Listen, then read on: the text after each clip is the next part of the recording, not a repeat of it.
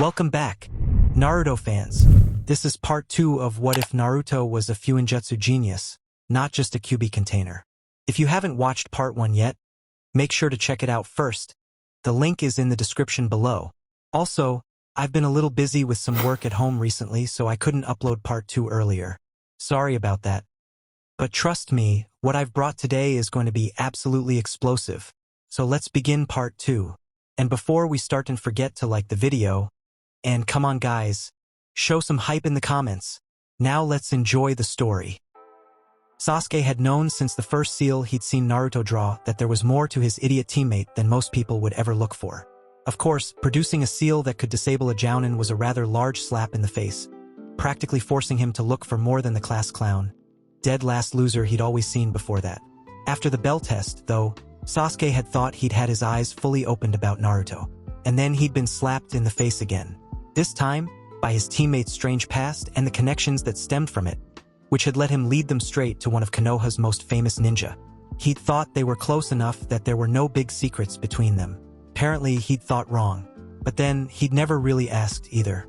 So when they'd stopped for the night and Kakashi-sensei set them to sparring, Sasuke had been only too eager. "Ah, shit. You're a vicious bastard. You know that?" Naruto asked as he turned his head to the side and spit out a mouthful of blood. Sasuke just smirked and began another sequence that had Naruto scrambling to get out of the way. A foot planted in his torso helped those efforts immensely. Though Sasuke supposed as Naruto flew into a tree with a sharp exhalation of breath, it was likely not quite how Naruto would have preferred. Then again, in a straight taijutsu match, Naruto should know not to expect much better. In a less regulated spar where it was anything goes, they were much more evenly matched. The bruises that were currently running all down the left side of his torso could certainly attest to that. But it wasn't a less regulated spar, and so they weren't even matched at all. Naruto groaned, but got up and came again. Sasuke grinned. In taijutsu, he dominated.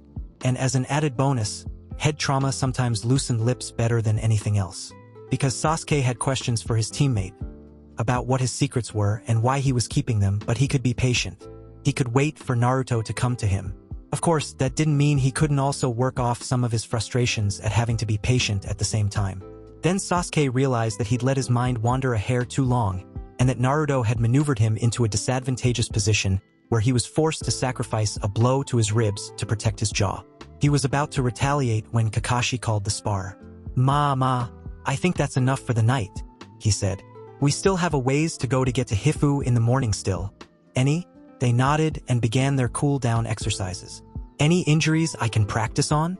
Sakura asked eagerly. Sasuke sighed. On the one hand, it was great that he had a teammate who was developing medical skills, as it meant easy access to medical jutsu.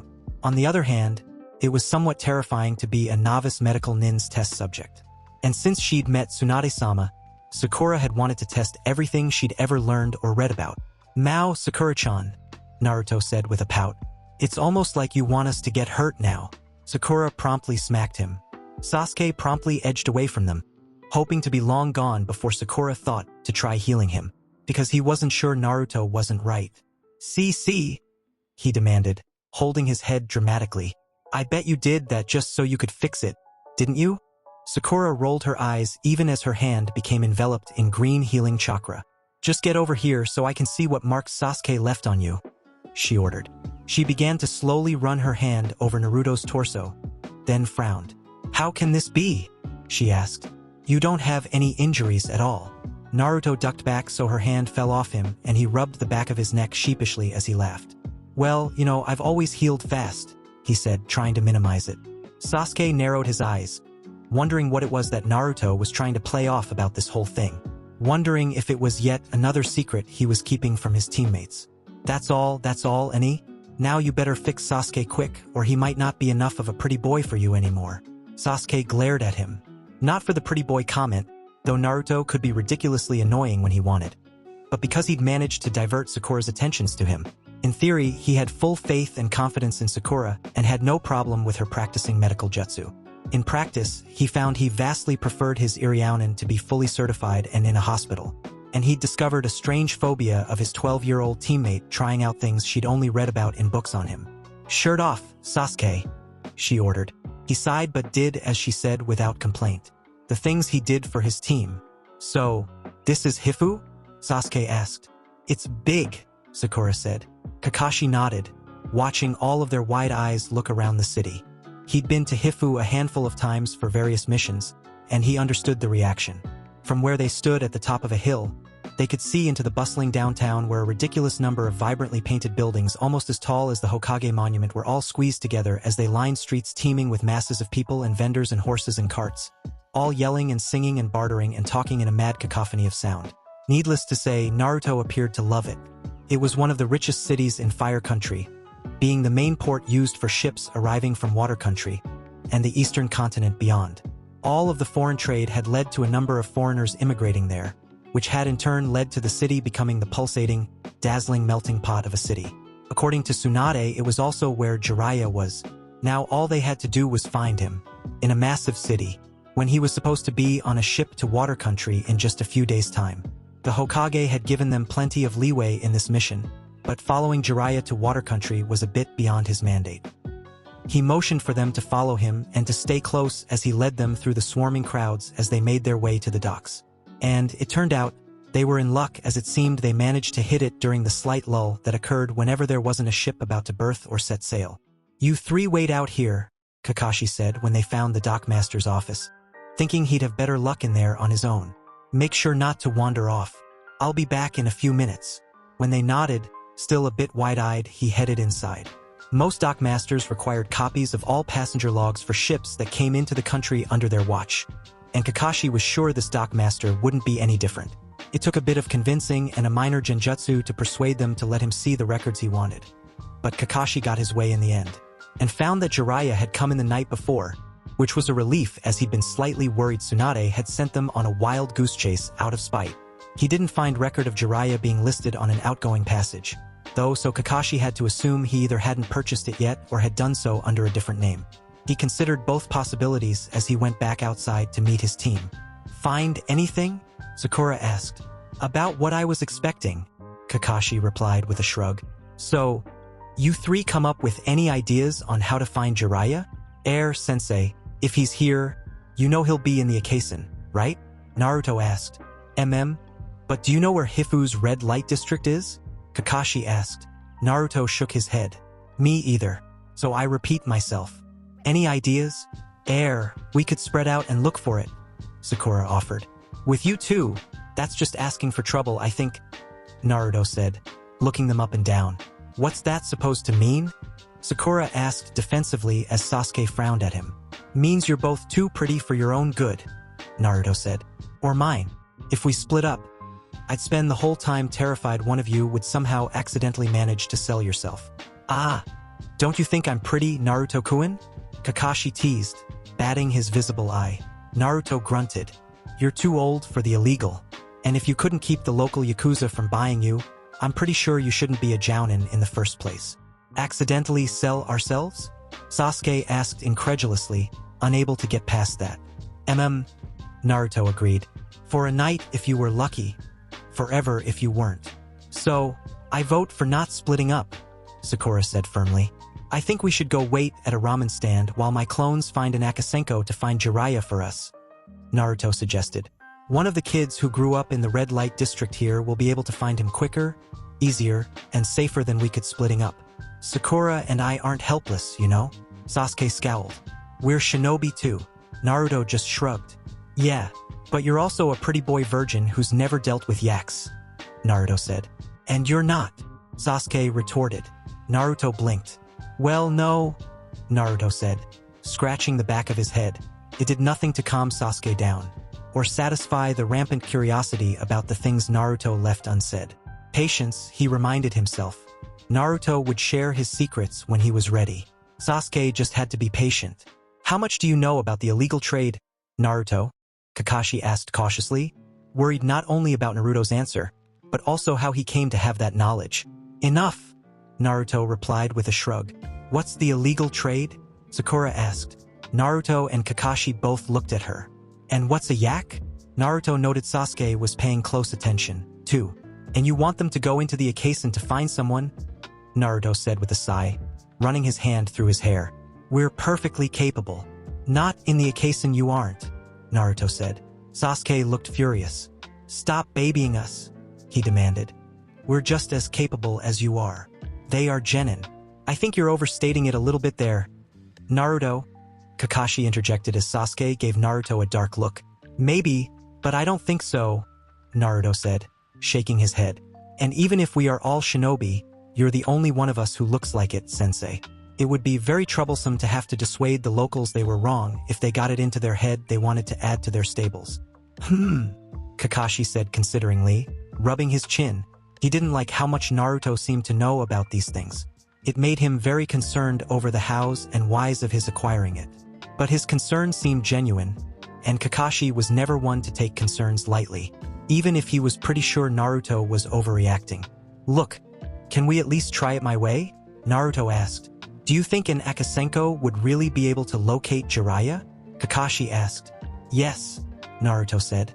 In a way so certain Kakashi had no choice but to believe him. It didn't take them long to find something to eat as they waited.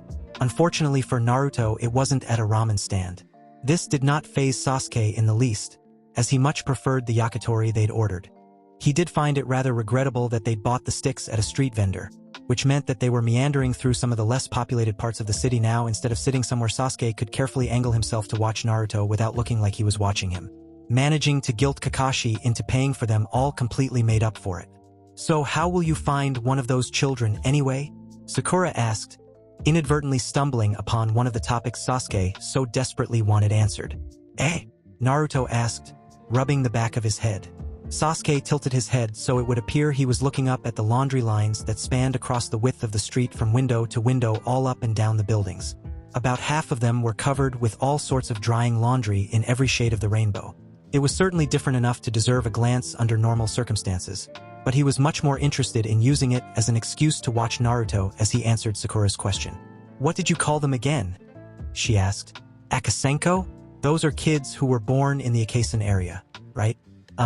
Yeah, he said. Well, on our way to the docks, we passed at least half a dozen boys running games. I'd be surprised if even one of them wasn't an Akasenko. They aren't really that hard to find. It's just that nobody really wants to see them. Naruto was clearly uncomfortable.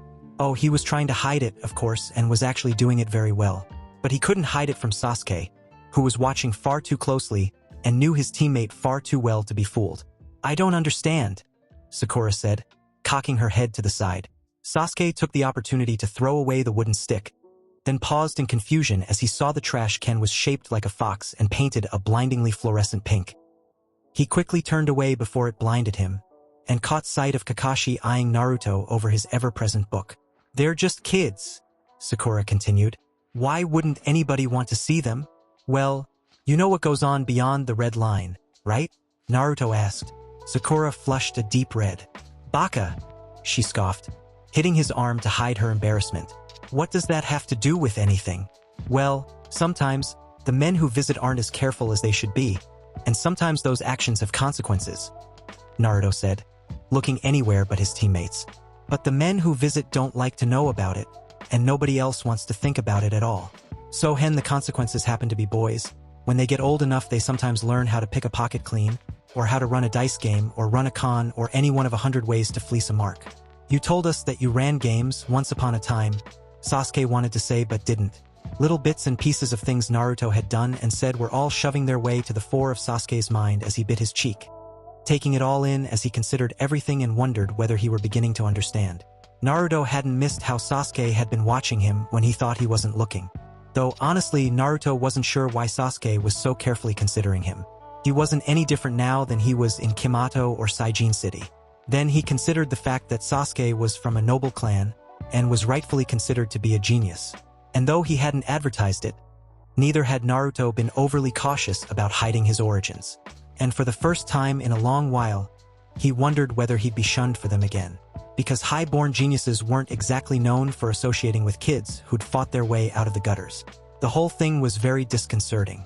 When one of his clones dispelled after getting the info on Jiraiya, Naruto found himself inordinately glad for the distraction.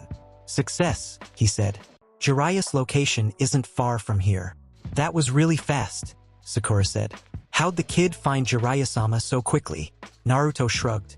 The Akasenko, the children of the Akasen area, they know more about what's going on than most anybody gives them credit, he said.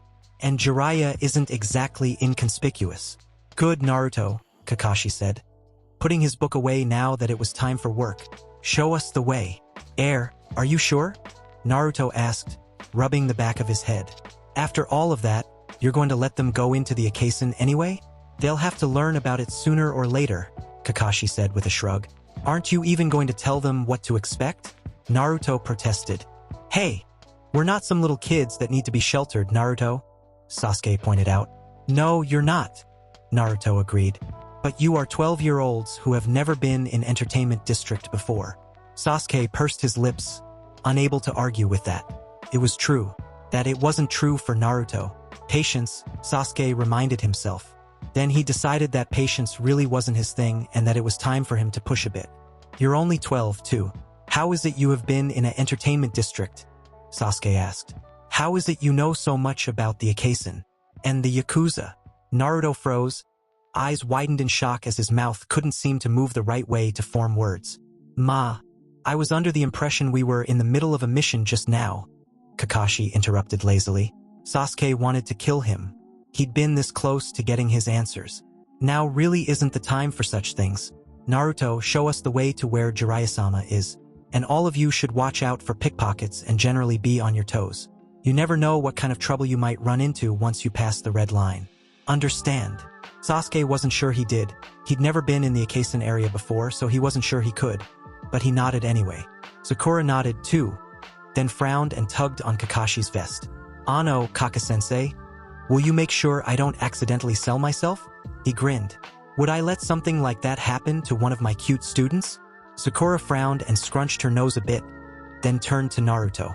Naruto, will you make sure I don't accidentally sell myself? Kakashi pouted.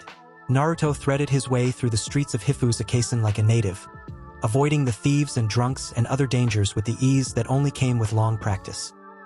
He deftly navigated his team to a small detour when he saw a small gang of local yaks set up to demand taxes, and did the same when he saw a group of young boys he was sure were pickpockets all running interference for each other.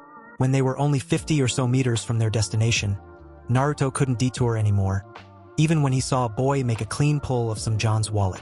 Even when he saw the boy's eyes light up at the sight of them and come their way. So instead, when the boy brushed past them, Naruto watched the play and grabbed him. Hey, what are you doing? The kid protested, shaggy hair falling across his smudged face.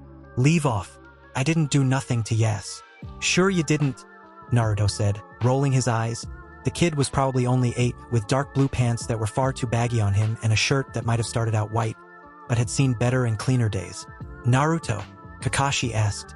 In response, Naruto plucked 2 wallets from the kid's baggy pants and threw them to Sasuke and Sakura. They both blinked, then felt the rest of their pockets for anything else that might have been stolen. Don't know how those got there, mister, the kid said, suddenly perfectly polite though still trying his best to squirm out of the iron grip Naruto had on his wrist. Of course you don't, Naruto said. He lifted 3 scrolls and a comb off the kid before shaking his head. Really? A comb?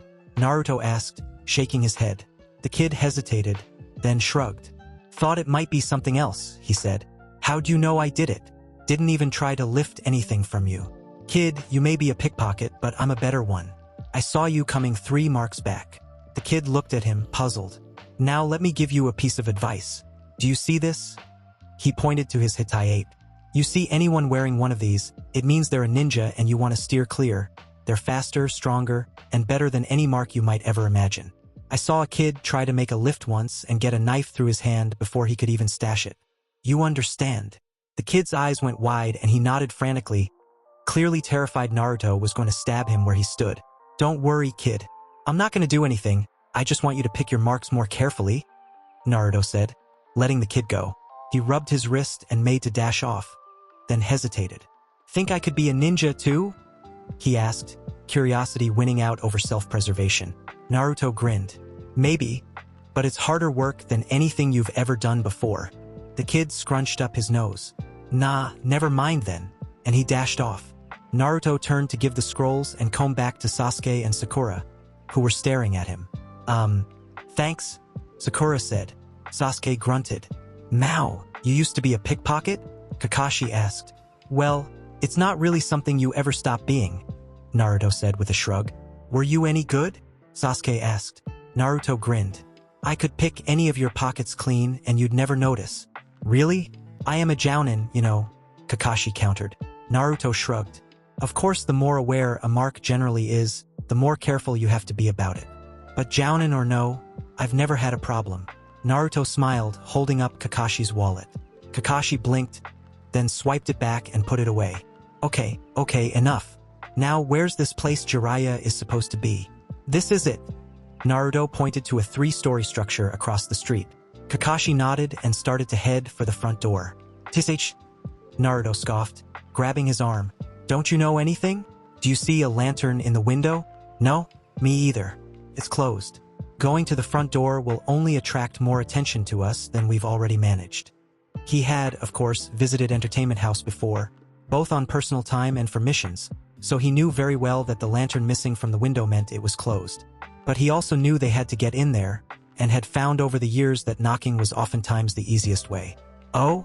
Then what do you propose we do? Kakashi asked, eyebrow raised. Naruto rolled his eyes. We go through the back door, of course, Naruto said. He slipped down the alley and was knocking on the back door before Kakashi could stop him. An older woman with her hair pulled back in a fashionable knot opened the door. Ah, honorable sir. Please forgive this one, but it must be said that this humble establishment is closed, she said, bowing. Kakashi began. Naruto cut him off. Are you the mother here? Naruto asked. The woman cocked her head to the side, then shook her head. She's who we need to talk to. The woman paused in confusion, unsure whether or not she should let them in. We'll wait here for her, Naruto said. Thank you, honorable sir, she said. This one shall only be a moment. When she was gone, Naruto could feel the curious stares boring into the back of his head. He didn't dare turn around. He was certain they would figure everything out after this, and was suddenly terrified they'd no longer want him around. It had happened before, after all. I'm told you have business with me? Asked the woman who came to the door. Her hair had turned a steely gray, and she wore a kimono that was nice, but ultimately utilitarian in nature. Naruto could make out the knife she had hidden in the obi as well as the one in her sleeve. I'm not in the market for new acquisitions, she said, eyeing Sasuke and Sakura. And even if I were, I don't deal with inexperienced newcomers, much less boys or little girls. You could try Wary's establishment a few streets down. They're not for sale, Naruto said, even as they gaped at the idea someone might want to purchase them. He ignored Kakashi, shaking his head in amusement. And we're not here to cause you any trouble. We've been sent with a message for your guest, and would like to wait for him in one of your parlors so as not to bring any extra or undesirable attention to your establishment. Oh, she said, raising an eyebrow. Naruto nodded. Very well, this way. She led them to an empty sitting room. Some of the girls may wander through. I expect you to not bother any of them, especially if they decide to practice, she said. I understand, Naruto said, bowing slightly and pressing a small pouch into her hand. For the trouble. This time, both her eyebrows rose. Then she tucked it into her sleeve and bowed back. Thank you, honorable sir, she said. I will send a girl in with tea for you and your companions. As she left, there was a sudden roar of male laughter from above, followed by girlish squealing. Naruto sat on one of the plush couches and finally allowed himself to look at his team out of the corner of his eye. Sakura and Sasuke looked more uncomfortable than he'd ever seen them. He opened his mouth to say something to take their minds off of where they were, then abruptly shut it with an audible click, afraid anything he might say would wind up working against him. You're very comfortable here, Naruto, Kakashi mused, eyeing him and thinking of how easily he'd dealt with the Akasen as a whole. I'd almost think you'd spent time in a similar establishment before. Naruto gave him a crooked look, seeing how attentively Sakura and Sasuke were to their conversation at the moment, and shrugged. They were going to figure it out sooner or later, he supposed. So he was damned if he did and damned if he didn't. And Naruto always preferred to be damned for action. I have spent a lot of time in similar establishments before, he finally agreed. Where do you think I grew up that I know so much about how the red light district works? And with that pronouncement, he looked down at the table, then took a deck of cards out of his jacket and began to shuffle them. Not that he didn't notice his teammates' reactions, and realize it was definitely the wrong thing to say. Sakura, apparently, hadn't even begun to put things together with how shocked she looked. Sasuke looked triumphant for some reason, and even Kakashi looked dismayed. Without really thinking, He began to run the cards through the various tricks he'd plied years ago, his hands still remembering the intricate moves that made the cards dance. A girl with a tea tray entered, and the flying cards immediately caught her attention. "This one has brought tea for the Honorable Sir and his companions, if it pleases," she said, eyes still caught on the cards. With a flick of his wrist, Naruto brought the cards back into a stacked deck and nodded. "It does," he said. "You can call me Naruto." He twisted the cards into another trick as she poured and offered the cup. "If this one may be so bold, it appears you are quite the master of the cards," she said. "I picked up a few things here and there," Naruto said with a shrug. "And you can cut the hostess speech. I'm not a customer. But mother told me to keep you entertained?" she asked, blinking and looking confused. Naruto sighed. "You know how to play, Ne-chan?" he asked, gesturing to his cards. Her eyes widened and gleamed. "I'll take that as a yes," Naruto said. "But only if you really play. Like I said, I'm not a customer." His team watched as they played a game that seemed ridiculously intricate and fast-paced. When another girl entered and saw them playing, she clapped and begged to join in. Then another few girls joined in, and the game got even faster and more intense. "Perhaps I should have charged you the same as Jiraiya-sama, given how many of my girls you are distracting." Naruto didn't even look up from the card game as he responded. "But mother, it's not my fault all the Ne-chan wanted to play," he said innocently, even as he slapped his hand on the table, claiming a handful of cards. "No fair," one of the girls protested. "Mother distracted us." "But Ne-chan, it's not my fault mother came in," he said innocently. "Actually it is," mother said. "Jiraiya-sama is washing himself, and will shortly be down to meet with you." "Finally," Naruto said, twisting his head back and forth to crack his neck. "I bet the old man took even longer than usual, just to make us wait for him." "Serves you right," said a deep voice. Naruto and the rest of Team 7 cut their eyes to Jiraiya as he descended the steps, hair still wet from the shower and his yukata only half-tied. "Mother, Ne-chan, will you excuse us?" Naruto asked. The mother nodded and left as the girls quickly bowed and followed. "What do you brats want?" Jiraiya asked. "Sandaime-sama sent us with a message," Kakashi answered as he held out the sealed scroll. Jiraiya scowled as he accepted it, slicing his thumb over it to break the seal. He read it quickly, then burned it with a small fire jutsu. "You can tell the old man I've received and acknowledged it," he said. "Did it ask you to come back to Konoha, like the one we gave to Tsunade-sama?" Sakura asked. "Oh, you had to try to find my old teammate, too," Jiraiya asked, chuckling. "I'm surprised none of you have any broken bones." "Why would we?" Sakura asked, eyes wide. "She was very nice, except when she made us buy her drinks. And she's going to teach me when we get back to Konoha." "Good luck with that promise, girlie," Jiraiya said. "She'll never go back." "She assured us she was," Kakashi disagreed. "Of course she did," Jiraiya said, rolling his eyes. "I bet she's halfway across wind by now. The only way she would go back to Konoha is by force. Or with blackmail and bribery," Naruto offered. Jiraiya gave him an odd look. Whatever," Jiraiya said dismissively. "Now scram, brats. I had something else to discuss with you," Kakashi said. "Kids, wait outside." "We'll wait in the kitchen with the Ne-chan," Naruto countered. "I'd really rather wait outside, Naruto," Sakura said softly. "I'm not comfortable in this place." Sasuke only grunted.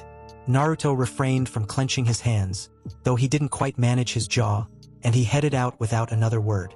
He made a brief detour through the kitchen to say goodbye to the Ne-chan and thank the mother, then sat down on the back stoop, facing away from the door.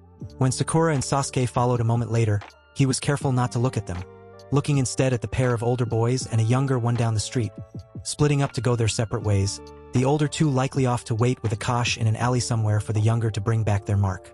He sighed and put his head in his hands, wishing his team had never taken these stupid missions. Wishing he'd never clued them in to where he was from at all.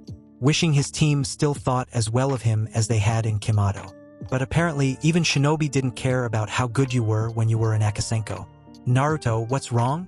Sakura asked. Sasuke was glad she had, though he'd never say it aloud. He did not like the bitter look on Naruto's face, and it was easier all around if Sakura asked questions like that. "I'm fine," Naruto said, ignoring them completely as he eyed a young boy coming towards them, which only made Sasuke annoyed. The least Naruto could do was give them his attention. Because how could he show Naruto that it was alright to share his secrets with them if he wasn't even paying them any notice? But you! Sakura was cut off when the approaching boy called out to them. Hey, Mr. Lady, he said. Please, can you help me? If Sasuke hadn't been repressing his expressions for years, he would have raised an eyebrow in interest. Because Naruto wasn't reacting at all how Sasuke had thought he would. Usually Naruto was the first to offer to help anyone on anything. We're not interested, Naruto answered. Please, the boy repeated. My little brother is hurt. I'm sure the mother here wouldn't be happy to hear about you hassling folks on her steps, Naruto warned. Now scram. Naruto, Sakura chastised him. He obviously needs our help. Let him talk. Yes, please, I just need you to help me get him out, the kid said. Something fell on him, and I can't lift it off him by myself. I don't know what to do. Where is he? Sasuke asked, deciding to go along with it. Because Naruto obviously knew more about what was going on here than he did, and maybe playing along would make Naruto let out more of the secrets he was keeping. Maybe. Sasuke, he isn't. Naruto tried. Thank you, the kid said. Thank you so much. He's just back this way. This is one of the oldest tricks in the book, Naruto said, not getting up from his place on the step. Get the mark to follow you to an alley where your friend is waiting with a bat. Fuck. I used to run this trap myself. He sounded disgusted, though whether it was with himself, his team, or the kid wasn't clear. What? The kid asked, eyes wide. I don't know what you're talking about, mister. Please, I just need to help my brother. Kid, Naruto scoffed. I was in your shoes once, so let me give you fair warning. 1. More agile fingers than yours already tried to pick their pockets and were caught out. And 2. They're shinobi. So your partners better be damn good and damn fast. The kid froze and looked to Naruto, then to Sasuke and Sakura. Ah shit, the kid muttered. Then he took off running. Sasuke immediately turned on Naruto. How do you know about all of this? Sasuke asked, hoping to finally, get an answer out of him. A real answer. A full answer, not just a fraction of one that served more as a diversion than a true response. Look, Naruto said, standing and facing away from him. It doesn't matter anymore, so drop it, okay? It's not important.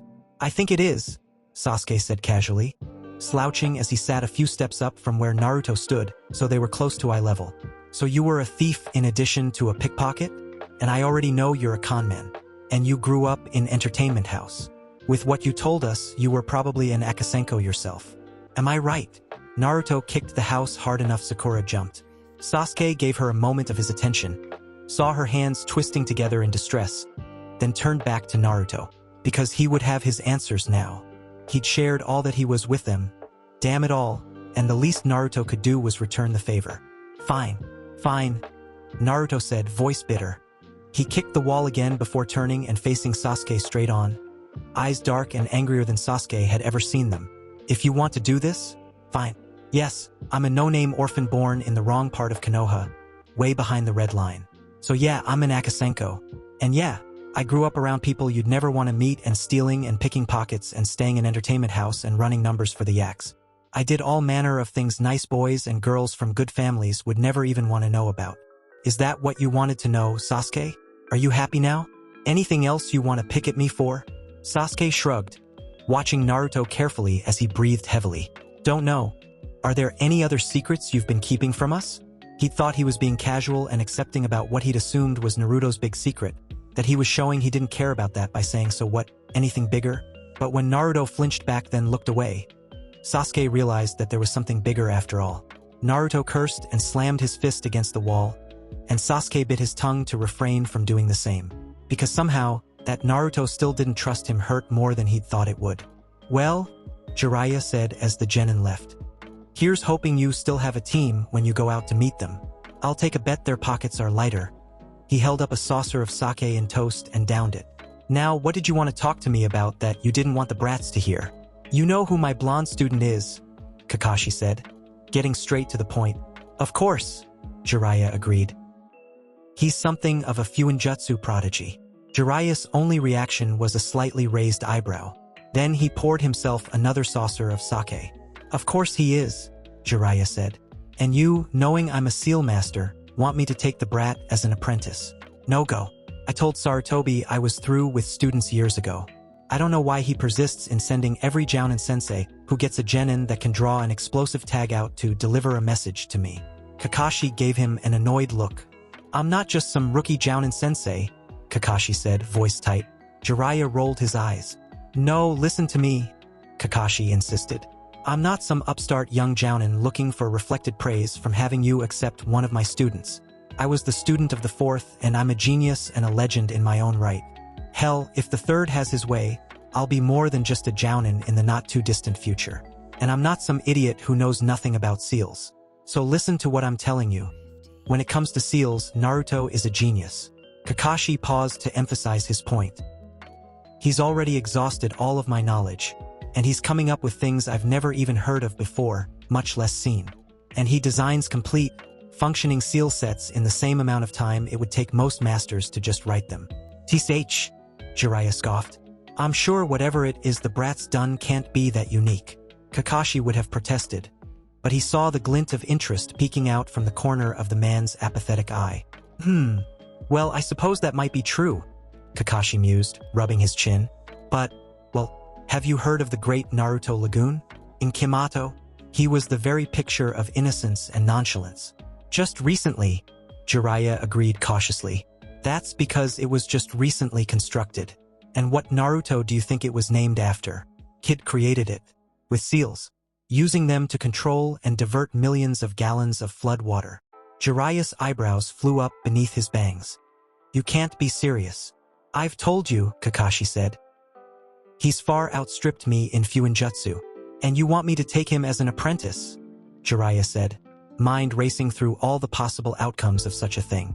Absolutely not, Kakashi said immediately. He's mine. Naruto and Team 7 are mine. You don't want me to take him? Jiraiya asked, surprised by the vehemence in Kakashi's voice. Then what did you want? What I was hoping was that you'd spend a bit of time with him. Talk to him for a while. Make sure he understands what he needs to do to not get himself killed or blown up while trying to come up with something new. Jiraiya said consideringly. Well, I suppose I can at least meet the brat. Kakashi nodded, certain it wouldn't take more than that for Jiraiya to agree to more. Thank you. He cut himself off as he felt something giving him a light shock from the inside of the pouch on his belt. He pulled out a small tube and had just pulled out the message when Jiraiya snatched it from him. What is this? He demanded, trying to make out the various seals inscribed over it. Another invention of Naruto's, Kakashi answered, reading the message and frowning. He scribbled a note back to the Hokage as he explained what he knew. This is just the prototype. We're doing a field test before it's introduced into more general usage. I don't understand all of the theory behind it, but from what Naruto's explained, it's connected to another tube the Hokage has and transports messages back and forth. He came up with it on our way back from Kishimoto because he was annoyed at how long the messenger hawks took. Jiraiya's eyes went wide at the implications. You understand now why I want you to talk to him, Kakashi said, wrestling the messenger tube out of Jiraiya's grasp. Unfortunately, we have to go. Next time you're in Konoha, I would appreciate you stopping by to talk to Naruto. He headed out the back to find his team, leaving a slightly dazed Jiraiya sitting in his robe. He cursed the timing. If this had happened a day later, he'd have had Jiraiya hooked. But emergencies were the life of a shinobi, he supposed. Okay, kids, we have to. He stopped, noticing Sasuke and Sakura were cutting Naruto annoyed glares as the blonde sat with his back turned to them. This was not normal. Unfortunately, he didn't have time to deal with it just then. We've just gotten an urgent message from the Hokage, Kakashi said. So whatever's going on, we need it canned until we're through. Understood. Yes, sensei, Sakura said abashed. Sasuke just grunted, and Naruto turned back to Kakashi in interest. The message tube worked this far away? Naruto asked. Was there any time differential? Was there any lag? What about the message? Was there any damage to it? And what about? Naruto trailed off, noticing Kakashi's sheepish look. You forgot to note the time, didn't you? Naruto asked. Well, that is, it was only a minute ago. So, and did the Hokage mark the time? Kakashi was rarely more grateful that he'd been memorizing orders from top to bottom for years. So time delay is negligible then, Naruto muttered. Of course, I'll have to do it with more reliable test subjects. He glared at Kakashi. For now, it'll have to be enough to know that it works at a distance. Kakashi said. We have an urgent mission from the Hokage. A genin team was sent on a C-rank mission to Wave, but Hokage-sama just got additional intel that reclasses it to an A-rank. We're only an hour away, so we're being sent to stop them and bring them back to Konoha. Ah, good, you're still here, came Jiraiya's voice from behind him. I think I'll be coming with you for this. Oh, Kakashi asked, eyebrow raised. I'm not done looking at that tube yet, he said, extending his hand for it. And I believe I still need to speak to the brat. Right? Kakashi agreed. Let's go. Naruto glanced at Jiraiya out of the corner of his eye, impressed despite himself that the man was able to examine the tube even as he easily kept up with them on their mad dash to Wave Country. Well? The man asked him. Well, what? Naruto replied, confused. You tell me? Jiraiya said. Naruto just blinked and cocked his head to the side. You keep looking at me like I'm about to make off with this thing. Are you? Naruto asked, having learned early on in life it was better never to take anything for granted. Baka, Sakura scoffed. Jiraiya-sama is one of the Sannin of the Leaf. He isn't just going to steal something from a fellow Leaf Nin. Hush now, Kakashi ordered. We're almost there. Naruto clamped his mouth shut and looked firmly ahead. Kakashi had told them to put it away for the duration of the mission, and he was determined not to go against that directive. No matter how much it bothered him that Sasuke hadn't spoken a single word to him since leaving Hifu, since finding out he was from the Red Light District. And Naruto wasn't going to be forcing the issue. He'd never thought of himself as particularly timid, but Naruto was fast discovering an annoyingly diffident side of himself. But then, he considered he'd never had people whose opinions he cared so much about. And he was more than a little afraid of Sasuke and Sakura rejecting him because he was an Akasenko. The rest of Konoha had, after all. They stopped just before reaching the main road where the forest was abruptly divided. After the long stretch in the shade-filled dense woods, the direct sunlight beat down on the road brightly enough to hurt the eyes and potentially give them sunspots blinding their vision. Impaired vision had downed greater shinobi than them, so Kakashi motioned for them to wait in the shade as he bit his thumb before running through a long series of hand seals before slapping his palm to the earth. A pug with a Konoha forehead protector and a blue vest appeared in a puff of smoke. Packin', Kakashi said with a nod. Yo! The dog greeted. You call me to finally meet your brats? All three Genin's eyebrows twitched in annoyance. We're right here, you know, Sakura said through clenched teeth. We're tracking another Genin team, Kakashi told the dog. They got assigned a mission with bad intel. I need you to find their trail. Fine, put me right to work, the dog said, clearly disgruntled. Naruto watched the dog sniffing around, wondering about the summons. He'd known in passing that Kakashi had dog summons, but he'd never seen one of them before. I got it, the dog said. And I smell blood. Lots of it. They immediately began after the missing team, following the pug along the main road. Now certain something had befallen the team before they'd been able to catch up. Shit! Kakashi muttered as they found the scene of what had obviously been a bloody battle. Spread out. See if anyone's still here. Naruto and his teammates nodded and split up, searching through the area for any sign of survivors. No one, Naruto reported back. Just these. He showed a handful of kunai and shuriken. Sasuke and Sakura had similar reports. They continued this way, Packin said, picking the scent back up.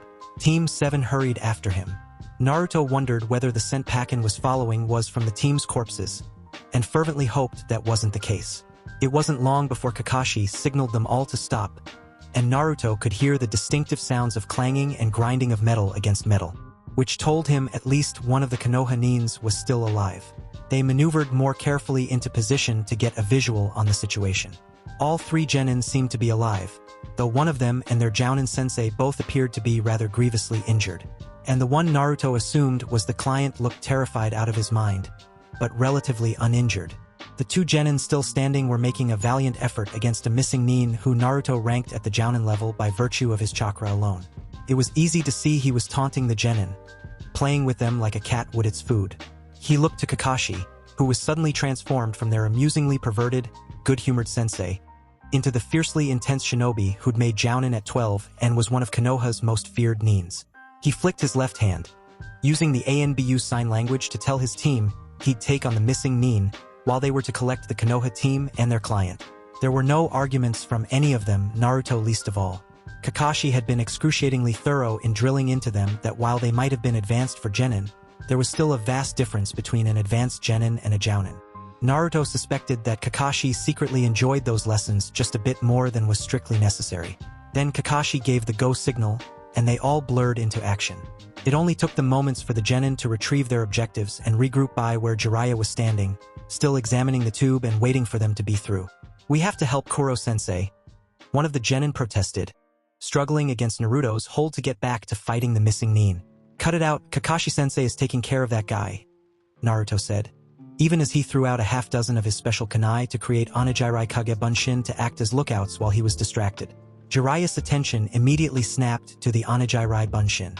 "If you go back out there, you'll only distract Kakashi-sensei and you'll get yourselves and him killed," Naruto bluntly told the two genin. "So sit down and shut up until I tell you otherwise. Now Sakura, anything you can do to help any of these guys?" I don't, maybe," Sakura said, biting her bottom lip in worry. "I don't know that much yet, and I might." "Sakura, it's you or nothing for now," Naruto said. "So can you help any of them heal? Yes or no?" She took a deep breath. "Yes," she said. "I'll try."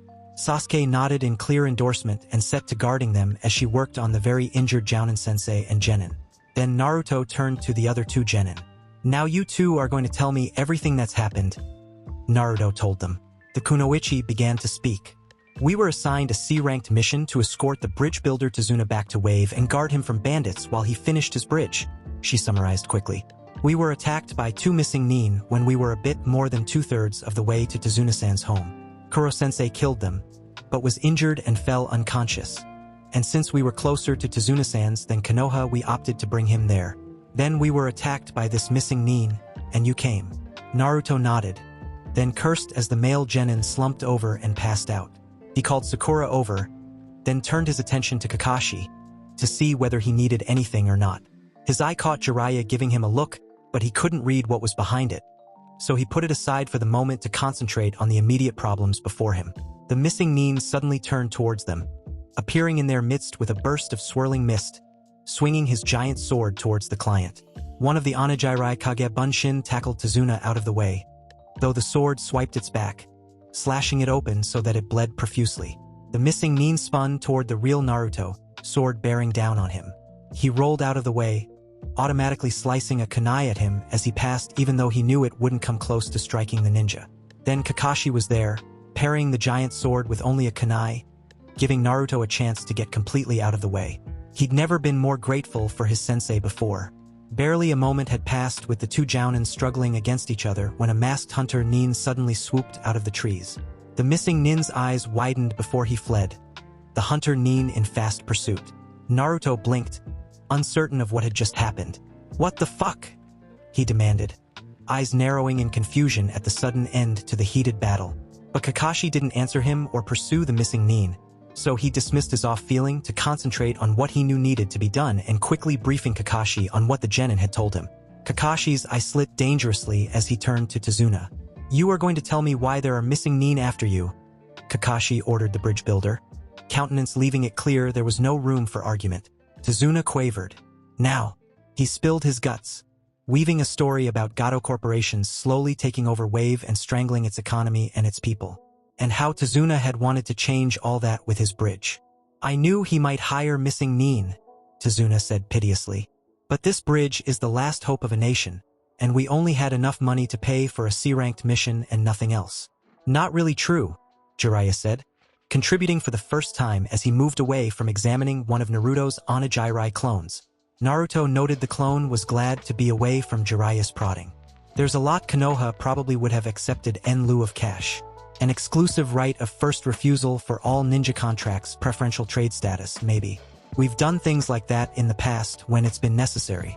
Tazuna looked scared and baffled, running his hands over his face. "Sakura, how are Kuro and his genin?" Kakashi asked. "I've done the most I think I'll be able to," she said.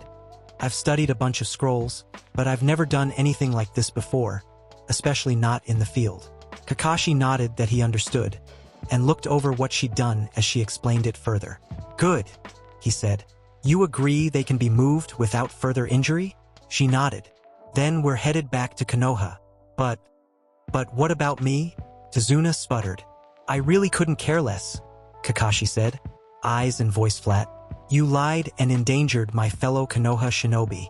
But worst of all, it forced my team to come after you, and my kids could have been killed, which makes me more inclined to kill you myself than to help you at all. But the bridge, he pleaded. It's the last hope for my home. For all of Wave. Not my problem. What if I promised all that stuff that guy said? Tazuna asked desperately. About ninja contracts and trading. Like I said, not my prob. It's a deal, Jiraiya interrupted as he pulled a piece of paper from the message tube he'd appropriated from Kakashi and glanced through it. The Hokage has agreed to the change in the mission parameters. So long as the drunk here actually has the authority to agree on behalf of the Wave. Kakashi ground his teeth in frustration, but didn't speak against it. I'm all that's left, Tazuna said. I'm the only one who could be headman or elder, so I'm both by default, I guess. Ano, excuse me. Please, asked the female genin from the team they'd rescued. What about Kuro-sensei? And my teammates? Hokage-sama will send a medic with an escort, Jiraiya said. For now, we just need to get to Wave. Oh, she said. Good. Then she passed out. It hadn't taken them long to reach the channel separating Wave from the mainland. Not with the genin of Team 7 plus a handful of Naruto's clones carrying the unconscious Konoha team and the client. But when they got to the water, Tazuna frowned. A friend with a boat was supposed to meet me, he said, sounding concerned. I hope Gato didn't find out and… Tazuna trailed off and they were all left to consider what Gato might have done to the man. Is there any other way to get to Wave? Kakashi asked. Not until my bridge is finished. Jiraiya looked across the water towards Wave, then shrugged. Sasuke recognized the series of hand seals Kakashi had used not too long ago to summon the dog.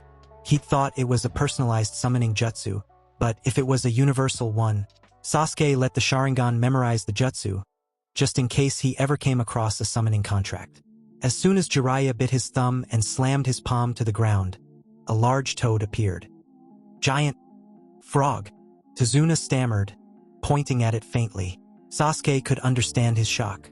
He wouldn't admit it, not even under duress, but seeing a toad the size of a small house freaked him out just a little bit too. Well, Jiraiya asked, jumping up on the toad's back. You coming or not? Kakashi let out a hefty sigh and rubbed the back of his head. Mao, I hate riding on toads, he grumbled. I never quite got the hang of it. Why don't we just walk across the channel instead? Stop bitching, Gaki, Jiraiya said. Sasuke wondered if there were anyone else in all of the elemental countries who could get away with calling Sensei a brat. Seeing Kakashi's narrowed eye, he doubted it. Now get your asses up here. Gamakoi is a great swimmer. Jiraiya patted the toad's back. He'll get us across the channel in no time.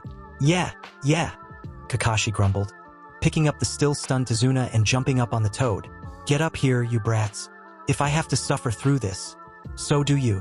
Sasuke grimaced as he landed on the toad's back. He hadn't realized how slimy it would be. Oh, gross, Sakura complained. I'm totally burning this dress when we get back home. Toad slime is disgusting. Sasuke waited for Naruto to make some complaint, but he only sat quietly on his side of the toad, not looking at any of them. Very unusual behavior for the blonde. But then, Naruto had been acting strange ever since he confronted him about his secrets. He clenched his fist in frustration and hoped it was because Naruto was feeling guilty for being so secretive, for not trusting his friends. Not that, even if it was, the guilt was changing anything. Naruto glanced over at them, and Sasuke caught something on his face he couldn't quite identify. Longing? Sadness? Loss? He wasn't sure, but he suddenly felt guilty himself. Naruto may have been his best friend, but he swore sometimes it seemed like he existed just to vex him. And if Naruto didn't trust him, what kind of friends could they really be? Could they ever have really been? Let's go, Jiraiya said, breaking his train of thought. The toad suddenly leapt into the air, and it was only by luck that Sasuke was able to move his chakra quickly enough to attach himself to the thing's back that he didn't go flying. Then the toad landed in the water with a splash, soaking them all through. Sakura shrieked in fury. Shit! I really hate toads, Kakashi muttered. Sarutobi rubbed at his eyes as he finished reading the latest message from Jiraiya. While he was pleased Jiraiya was intrigued enough by the properties of Naruto's message tube to follow along, and, he hoped, follow Team 7 all the way back to Konoha, the contents of the message itself disturbed him. For a mission to be so badly misranked was a grave error he would have to address quickly to ensure it didn't happen again. But it was strange how these things seemed to follow Naruto around.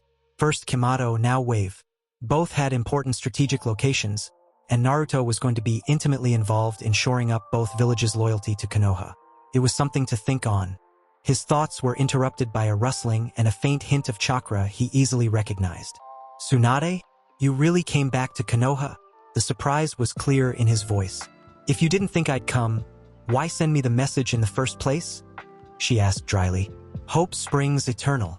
For you, anyway, Tsunade muttered. I can't tell you how pleased I am to have you back in Konoha, the third said, strategically ignoring her peevish comment as he tapped out the pipe his student had always hated. What is it that changed your mind this time, that you would come back now but not at any of my other requests? Nothing really, she said, lazily settling herself on a chair. But that blonde kid you sent after me, that Naruto, he convinced me it was time to start paying off my debts. Sarutobi didn't respond for a moment, as he added this to the list of Naruto's accomplishments. Then you want to return to active duty? The Hokage asked. He'd never expected Tsunade to willingly return to Konoha at all, much less to work. No, not at all. Tsunade laughed. Really, I don't think I'm fit for active duty. I'm taking another apprentice, and I'm opening a medical academy. Truly? He asked, equal parts thrilled and surprised. An academy for medic neens. That would certainly be beneficial for Konoha, so long as you don't take too many of our active duty neens away from their other responsibilities. Tisich, you never would give me my pick of ninja to train, she scoffed. I'll take some kids. At least they probably won't have picked up too many bad habits yet. His mind raced through several options as she got up and began to pace around the room. No one knows I'm back yet, so I'm going to scout out possible locations while I'm still under the radar, she said. I'd appreciate it if you'd let me announce my return in my own time. She gave him a significant look. Of course, he agreed. I would like to discuss this with you in more detail, but at the moment I must find a medic neen and an escort to send after your young friend Naruto and his team. Perhaps we can adjourn until this evening. What happened? Tsunade asked, a keen look in her eyes that Sarutobi hadn't seen there in years. Kakashi said they were just going after that Jiraiya. How much trouble could they really have gotten into? He gave her the broad strokes of the situation, and she was up and leaving before he was even finished. Shizune and I will take care of it, she said. We'll be back. And she was gone. Considering that the last time he tried to mention Jiraiya to her, she'd put a calligraphy brush through his desk. He wasn't sure whether to be glad she'd left before he could tell her Jiraiya was still with Team 7, or to dread having to deal with her reaction once she'd returned.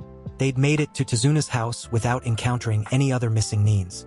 That isn't to say it was a trip without incident, as Sakura had attempted to murder Jiraiya as soon as they'd made it to dry land again. Naruto was relatively sure Kakashi had something to do with her managing to sucker punch the old man, as their sensei seemed to enjoy the toad ride even less than Sakura had. Naruto didn't get what was so bad about it. Toads were awesome. Tazuna's daughter had met them as soon as they'd neared their home and had helped settle the injured Genin team and their sensei into one of the bedrooms. Then she'd gone to bed herself, leaving Team 7 plus Jiraiya to their business. They'd taken over the dining room as their headquarters, such as it was. The table was rickety, and none of the chairs were particularly comfortable. Not to mention that if any of them had 4 legs the same height, Naruto had yet to find it. So Gotouge hired Momochi Zabuza, missing nin from the village hidden in the mist. Also known as the Demon of the Mist, Kakashi started off their impromptu meeting. Sasuke had pointedly sat next to him, though he'd also pointedly not said a word to him. Naruto had no idea what point Sasuke was trying to make, but he was sure there was one. Somewhere. Maybe. Possibly. Well, there was a chance of it, anyway. I don't know who the fake Hunter Nin was, but we'll have to assume he's a Jounin-level accomplice, Kakashi was saying when Naruto tuned back into the conversation. Accomplice? Sakura asked, surprised. But wasn't Momochi running from the Hunter Nin? I think it was Jiraiya-sama he was running from, Sasuke said thoughtfully. You knew the Hunter Nin was a fake? Sakura asked. Sasuke shook his head. I knew something was strange with how they tore out of there once Momochi caught sight of Jiraiya-sama, but I didn't know the Hunter Nin was fake. No. Naruto suppressed a sigh. He'd seen the same things Sasuke and Kakashi had, but hadn't caught any of that. Jiraiya leaned forward on the table, resting his chin on his hand. Momochi Zabuza doesn't worry me. he said with the casual dismissal that could only come with the complete self-confidence of one of Konoha's greatest legends. Because Naruto had borrowed Kakashi's bingo book from his pouch when he wasn't paying attention, to look Momochi up, and had found he was not a missing nin to be taken lightly. And he'd decided he was very happy to have both Kakashi-sensei and Jiraiya with him. Hearing the hunter nin was an accomplice only made him more so. It's as likely as not they've fled. A missing nin would put more value on surviving the job than anything else. After all, they're only out for themselves, and what's the point of completing a mission if you're not alive to enjoy the rewards? Jiraiya clasped his hands behind his head and leaned back on the only good chair in the entire place. Nope, those missing nin won't be a problem. Let's just find out where this Gato is. Hun, I'm on it. Kakashi nodded. Sasuke, with me. Sakura, look after the other team until the medics get here. Naruto, you're with Jiraiya. See what he wants from you. They all three nodded. Then Sasuke followed Kakashi out the door, and Sakura headed back up to the bedroom they'd converted into a makeshift infirmary. Naruto had to admit he was a little glad to be out from under Sasuke's scrutiny. Being watched constantly wasn't exactly something he was unfamiliar with, but Sasuke seemed a lot more intent on it than any of the disapproving villagers had ever been. He wondered what Sasuke was worried about him doing, or whether it was just because now that he knew where Naruto was from, he didn't trust him anymore. A definite possibility, no matter how unsettling. All right, brat, Jiraiya said, letting his chair fall forward again and leaning his elbows on the table. Kakashi wanted me to teach you a few things about seals. So why don't you show me what you've got? Sure, Naruto said with a shrug, deliberately casual, because that Kakashi had lined up another teacher made Naruto very nervous, especially given the timing of it. Surely he wasn't trying to get rid of him as a student. Naruto tried to reassure himself. He wasn't exactly successful. What do you want to see first? Naruto pulled a small scroll from his inner jacket and unfurled it about a foot, looking for a specific storage seal. Then he bit his thumb and swiped it over the seal with a bit of his chakra to unlock it. You carry the specs around on you? Jiraiya asked skeptically. Of course. After all, it was the only place Naruto could be sure he would know immediately if it were stolen. Jiraiya snatched the scroll from him and began reading it. He looked up from the scroll. This is gibberish, he accused crossly. Of course it is, Naruto agreed. You don't think I'd leave it unsecured, so that any old perv who wanted to peep could check it out, do you? Jiraiya scrutinized the large scroll more carefully. A low-level genjutsu, he murmured, catching and breaking it. And an explosive tag? He asked, surprised to see such an obvious line of defense, and one that was so easily dealt with. He began the seal sequence to dismantle the tag. We'll have to work on how you secure your... Jiraiya put his fingers to the seal and the whole scroll disappeared. His eyes shot to Naruto, who only smiled. What happened to it? Jiraiya asked. I told you, Naruto said. I take care of what's mine, and I sure as hell don't leave something like this under such little security. He pulled out his main storage scroll and again unsealed the scroll. When someone tampers with the seal, it automatically returns to my storage scroll, Naruto explained, this time disabling the security before handing it over to Jiraiya. Let me show you what I did in Kishimoto, he said. It was, to his mind, his most impressive work to date. And, though he hated why he had to do it, he knew that it was important to hedge his bets, which meant he needed to make sure Jiraiya was impressed and interested enough to take him on, just in case Kakashi was planning to ditch him. And for the first time in his life, Naruto found himself wishing to lose a bet. Naruto was listlessly browsing through books on seals when he heard Sasuke and Kakashi come back. Jiraiya had taken a few hours to glance through all of his scrolls, then shoved a stack of books on seals at him. Even when the bridge is finished, it's going to be a weak point, Jiraiya had said. If someone wanted to cut off fire from wave, their first point of attack would be that bridge. So you're going to come up with a sealing structure that will protect it. Kakashi says you're a genius. Now prove it. Naruto bit his bottom lip as he considered what he'd have to do. He knew seals to increase durability. He'd based his Onigiri Bunshin around modified durability seals, after all. But durability seals would only help keep the bridge from normal wear and tear. Jiraiya was talking about a seal structure that would protect it from a full-fledged attack designed to destroy it. And the texts Jiraiya had given him weren't any help at all. In fact, they were barely more informative than the primers from the Konoha Shinobi library that he'd read months ago. He thunked his head down on the table, contemplating his next step. He had no idea where to begin. Not that he'd ever admit that. Not to Jiraiya.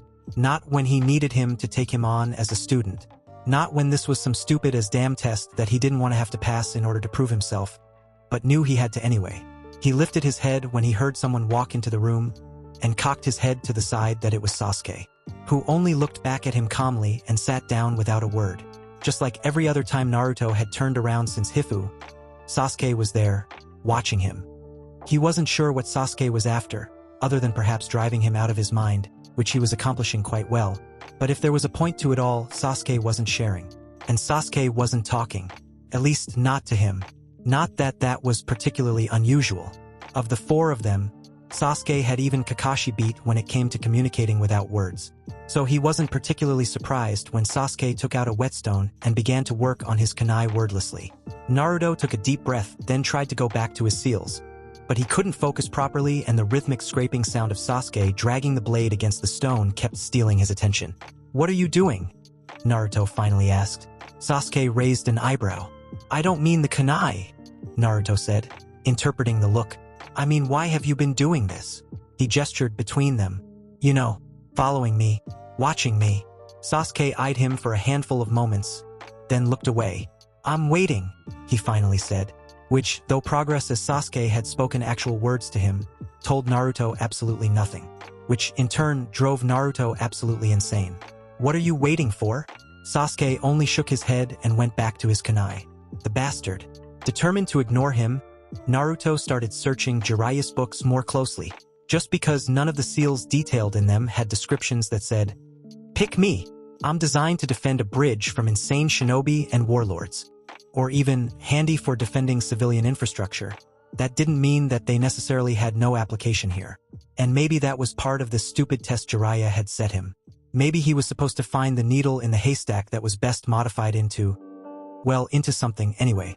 More than half the problem, he realized, was that he didn't know what he needed to protect it from.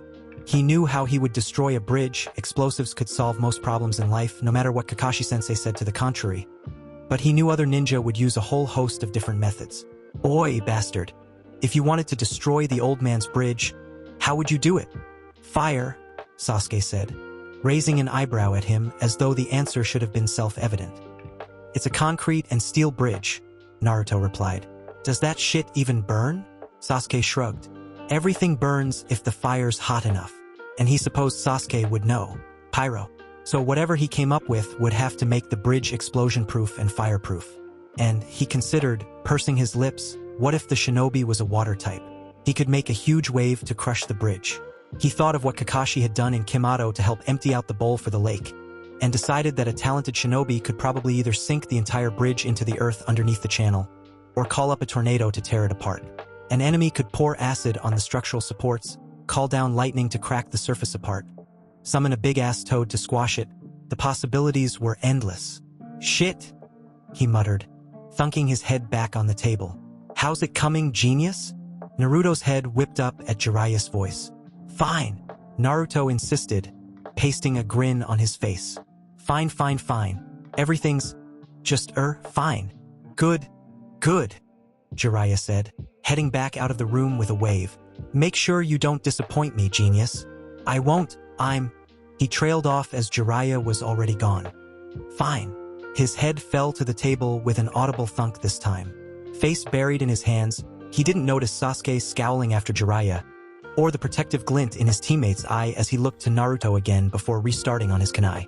The next day passed in much the same manner as the first, with Sakura caring for the injured team, with Kakashi and Sasuke doing recon work on Gato, with Jiraiya doing Kami only knew what, and with Naruto poring over every bit of information he could get his hands on about Fuinjutsu and desperately trying to come up with an answer to Jiraiya's puzzle. Around midday, Naruto had come up with the brilliant idea that the books Jiraiya had given him were all a code. Because there was no real need for a man known to be one of the world's foremost experts in the topic to have what amounted to beginner's books. He'd spent 2 hours trying to decode it before coming to the conclusion that instead of codes, it must be under some seal-based genjutsu, similar to what he had on his own research scrolls. That had wasted another hour before he'd admitted defeat. He'd even debated lifting some of the scrolls Jiraiya carried on his person, but decided it was too risky. After all, for a man to spend as much time behind the red line as Jiraiya did, he'd have to be really good or he'd be fleeced 10 times over. With all the failures of the day, Naruto had been certain to be long gone by the time Kakashi and Sasuke had returned to Tazuna's house. Maybe it was cowardly of him, but Naruto had long ago decided that survival was paramount to anything else. And he wasn't at all sure he could take another round of Sasuke pointedly ignoring him, or the casual dismissiveness from Kakashi. Not when things between them were so uncertain and he wasn't sure he had a place with them anymore. Not when he was failing so miserably at Jiraiya's test. So he'd found a fairly comfortable spot on the roof to lie back and hide as he watched the stars come out, determined to try to think things through and figure out what he should do. "Naruto?" Kakashi asked, popping up to the roof. He started in surprise. He hadn't counted on Kakashi finding him. Not while he was hiding. But even as it annoyed him, he couldn't help but be a little relieved Kakashi had cared enough to search him out. Kakashi cocked his head to the side, wondering why the boy looked so distraught. Well, he considered he didn't so much look distraught as he looked like he was hiding that he was distraught. And on top of that, he'd definitely been hiding more than just his emotional state by stealing away to the roof. Not that a genin's attempt at hiding would stop Kakashi when he wanted to check in with him. The chakra signature was faint, but Kakashi had been tracking better shinobi than Naruto for longer than the boy had been alive. So it didn't much matter whether Naruto was trying to hide.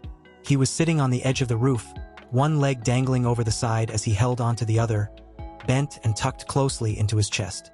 Kakashi took a seat next to him, watching as the boy seemed to pull in on himself, laying his head on his knee. "Yo?" Kakashi asked, hoping to get some sort of insight into the boy's mind. "So, anything you want to talk about?"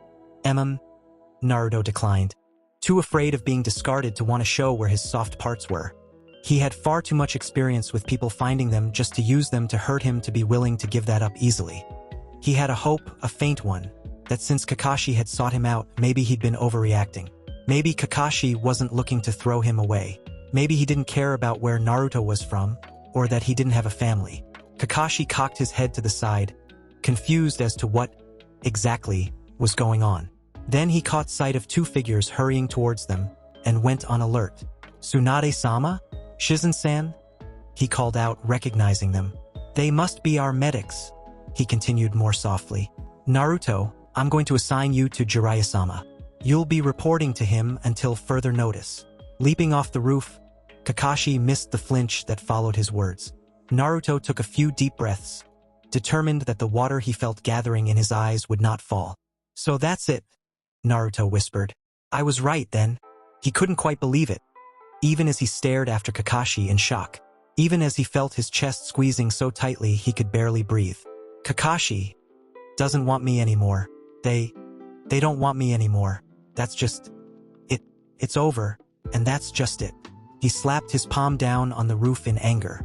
He should have known not to let himself hope, to let himself think any of them had ever really wanted him. He'd never been worth anything to anyone before, so why would it have changed just because he wore a stupid piece of metal on his head now? Damn it, I should have fucking known better. Oh man.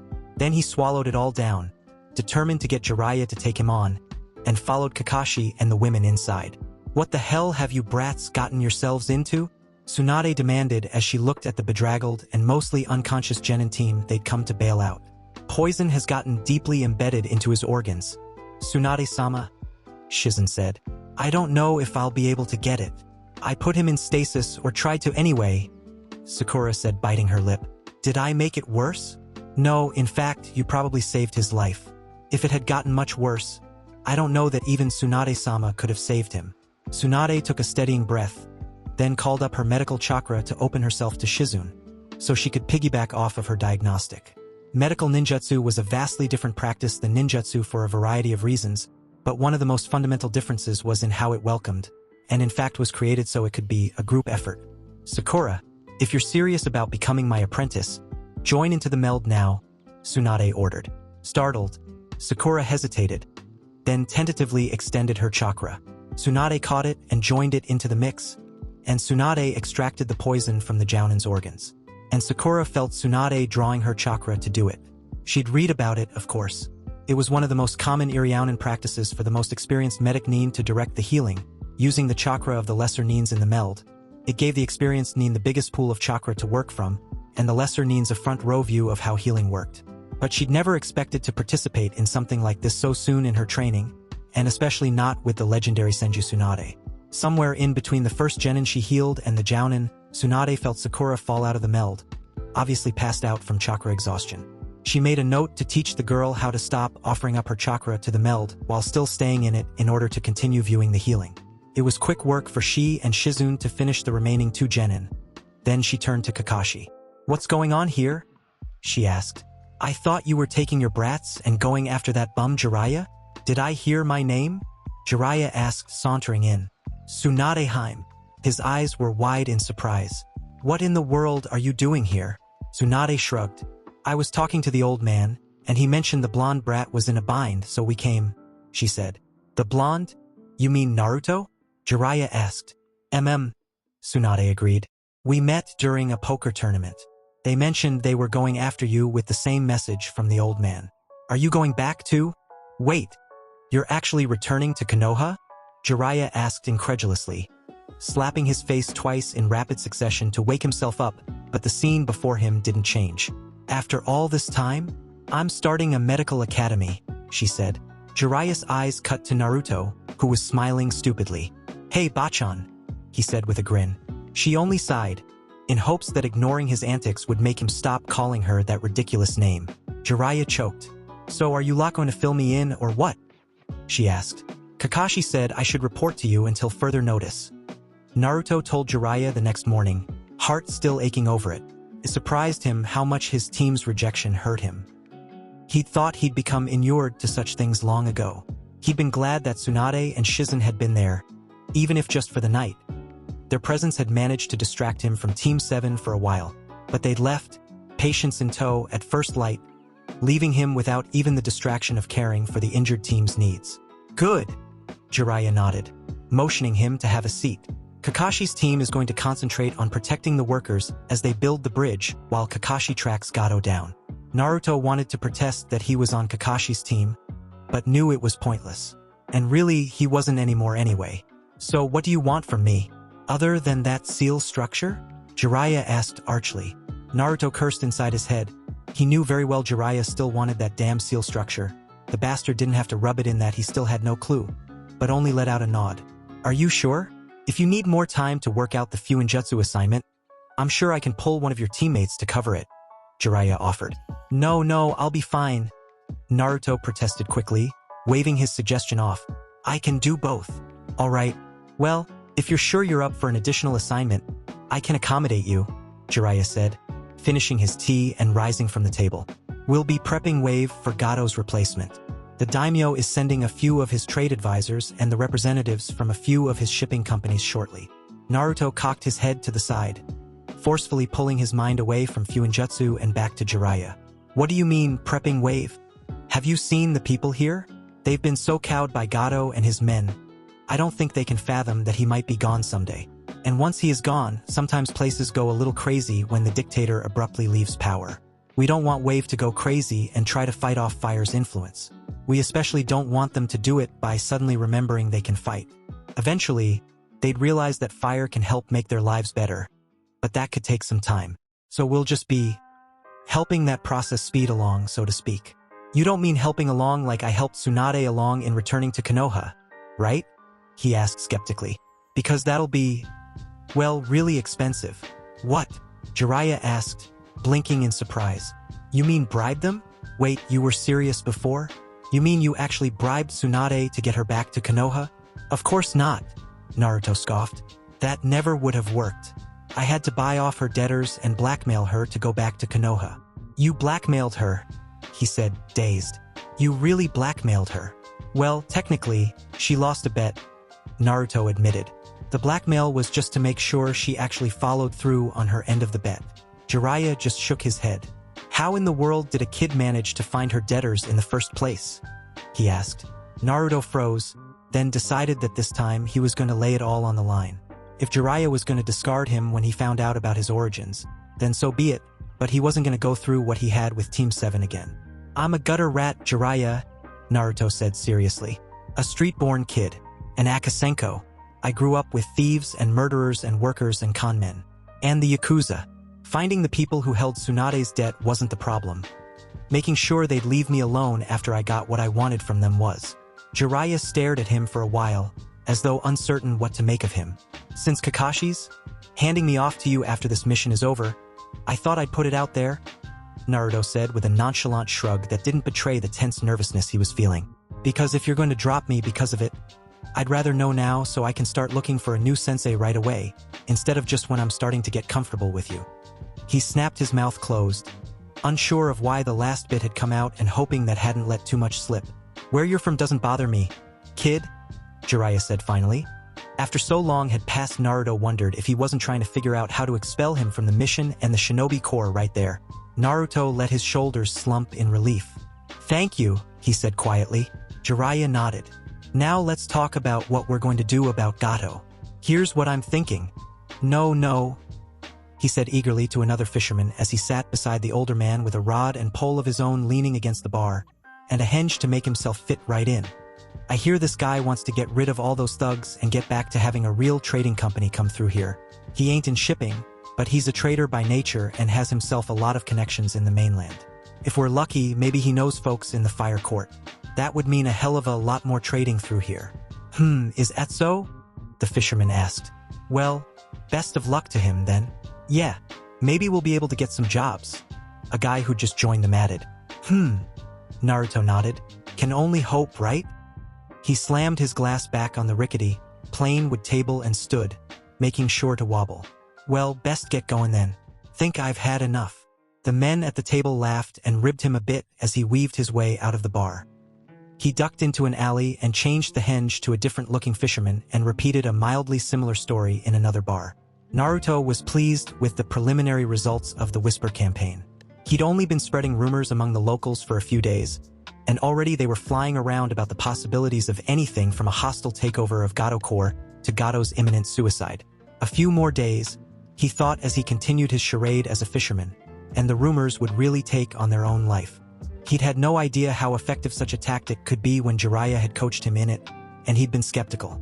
After watching Jiraiya impersonate two of Gato's thugs complaining to each other about the Cloud Shinobi coming after Gato, and seeing how quickly those rumors had spread, Naruto had been convinced, and had gone on to spread a few dozen more rumors, where the only common theme had been Gato's eventual demise. The occasional lauding of fire and Konoha worked its way infrequently, of course, but couldn't be universal. At least that was what Jiraiya had said. He didn't think the locals would catch on, they didn't seem sophisticated enough to figure out their ruse, but Jiraiya had said that it wasn't a good habit to slack off on easy assignments, or it would become a bad habit, and bad habits habitually killed good shinobi. Naruto wasn't sure that he was a good shinobi yet, but he was determined he wouldn't be a dead one. So he followed Jiraiya's advice and only mentioned fire or Konoha every third conversation he had. He created a few Onigiri bunshin and used a henge to turn them all into reasonable facsimiles of Gato's henchmen and headed into another random bar. He really loved this assignment. Of course, it also had the added bonus of giving him a valid reason to spend as little time in the house as possible while Kakashi and his team were there. He wasn't sure how long he could stand having his exclusion rubbed in his face. Not when Sasuke and Sakura had been assigned to cover the bridge without him during the day and assisting Kakashi during the night. So he'd taken the precaution of being there as little as possible. With the legitimate cover of running the Whisper campaign down in the village, he could be gone as often as he wanted. And when he was there, he managed to either hide himself away to work on the stupid seal structure, which he still wasn't certain how to complete, which was causing him more panic and concern than he was willing to admit even to himself, or closet himself with Jiraiya to work on other ways to screw Gato over while they waited for the Fire Daimyo's people to show up. That part was really fun. No matter how unsettling it was that Sasuke was still somehow finding all of his hiding places and sitting with him, just watching him silently. If he didn't know better, he'd have said Sasuke had picked up his fangirl stalker tendencies. As it was just salt in an open wound that his teammate didn't trust him enough to be without a watcher. 3 bars later, Naruto took a look at the sun and decided it was safe enough to go back. Kakashi and the others had undoubtedly eaten dinner and would be heading out shortly. The Whisper campaign, after all, wasn't the only part of their plan. The op, much to Jiraiya's satisfaction, was going very smoothly. More smoothly than he'd expected, in fact, given the additional help Naruto had been able to provide him in preparing for the Daimyo's people. But while it was certainly very useful for Naruto to have the skill set that he did, Jiraiya couldn't help but be troubled by the fact that a 12-year-old had them at all, much less to the degree of expertise Naruto held. After all, not even shinobi children often knew how to forge documents or embezzle money or blackmail important figures straight out of the academy.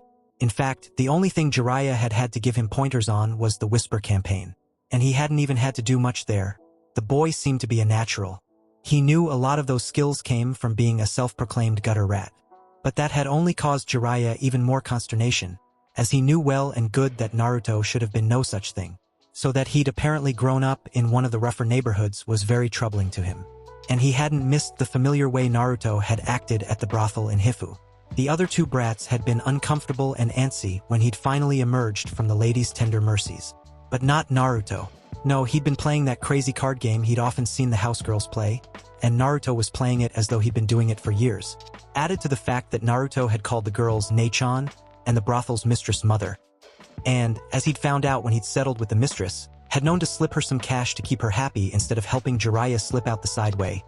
Jiraiya had a good idea that Naruto spent quite a bit of time in Konoha's Akasen when he was growing up, which wasn't just another rough neighborhood, and definitely not a place anyone would want a child wandering around alone and without guidance and protection. The whole thing raised far too many questions for him, and Jiraiya planned to grill Sarutobi about it extensively when he returned to Konoha. But for the moment, it wasn't something Jiraiya could spend too much time focusing on. There was getting rid of Gato to deal with and figuring out just why exactly Naruto seemed to think that he was going to apprentice to him. Especially when Kakashi had been so vehemently opposed to the idea. "Is Naruto out again tonight?" Kakashi asked as he got ready to head out for the evening himself. The kid's good." "He is," Kakashi agreed with a sigh. "I was hoping to catch him before I took the others out again. I wanted to see how he's doing." "Have you talked to him about the dangers of seals yet?" "We don't just sit around twiddling our thumbs all day, you know," Jiraiya replied mildly. "No, I know," Kakashi said. They both looked up as the door opened, and none other than Naruto himself came in. He paused when he caught sight of Kakashi, which Jiraiya thought odd. "Well?" Jiraiya asked him, and Naruto seemed to come back into himself all at once. "A few fishermen, then lots of bars," Naruto replied. "They seemed to be the only business left on the island. But I found company that lent me a sympathetic ear in all of them." "Good," Jiraiya said. "What about the seal structure?" "It's coming," Naruto said, looking away. "Oh? Do you want me to look over what you've come up with so far?" Jiraiya offered, making sure to pitch his tone as supportive instead of the amused he really was. No, that's all right," Naruto protested. "I can work it out, really. But, well..." Jiraiya raised his eyebrows and motioned with his hand for Naruto to spit it out. "Maybe it would help if I understood more about how the bridge was being built," Naruto admitted, shoulders drooping. "There are too many parts to it, and I don't know what's really important and what's, not. So, do you think I can go with them tomorrow? To work on the bridge?" Fine, Jiraiya said with a shrug. "This is the most important part of the mission, So make sure you impress me, genius." Naruto slumped down further, and Jiraiya worked to suppress his smile. "Right," Naruto said. "I'll just go work on it some more." He trudged out, the very picture of dejection. Jiraiya chuckled as the door slammed behind him. "What was that all about?" Kakashi asked, clearly curious. "I was surprised to hear you changed your mind on giving Naruto to me as an apprentice," Jiraiya said instead of answering. Kakashi's eyes snapped sharply to him. "I haven't," Kakashi said. "Oh? Well, you may want to clarify that with the brat, because he sure thinks that's what's happening." Naruto walked through the small house, carefully controlling his every movement for fear that if he didn't, he'd wind up destroying something. And not stopping. He was screwing up the mission. He was losing his chance to get a new teacher. And Kakashi hadn't even bothered to acknowledge him once. His life was falling apart around him, and he had no idea what to do to fix it. So instead of destroying Tsunami's home, Naruto decided to leave. He'd hoped to catch some dinner before heading back out, but if it meant avoiding his entire team for the rest of the evening, he was fine with going hungry. It wasn't like he didn't have experience with that. Anyway, as he stepped outside, he cursed himself, seeing Sasuke and Sakura, clearly waiting there for Kakashi. Naruto turned, trying to duck back into the house, but was blocked by Sasuke and Sakura. "What's wrong with you?" Sakura asked, stepping in front of the door so he couldn't pass without moving her. "Look, let's just leave it," Naruto tried. "We both have things we need to do tonight." "I've barely even seen you in days," Sakura said. "Yeah? Well, it's for the best." Naruto kicked a bit at a lump of dirt. And at least she wasn't following him around to make sure he didn't steal anything like his other former teammate. "What the hell, Naruto?" Sasuke demanded, which was more than he'd said to him the past 2 days combined. Naruto just gave him that implacable look. "What?" Sasuke yelled. "You guys are such assholes," Naruto said derisively, unable to hold it back any longer. Sasuke's fist rammed into his jaw with enough force that his head snapped back. "Get lost," Naruto said as he rubbed at it and spit out a mouthful of blood.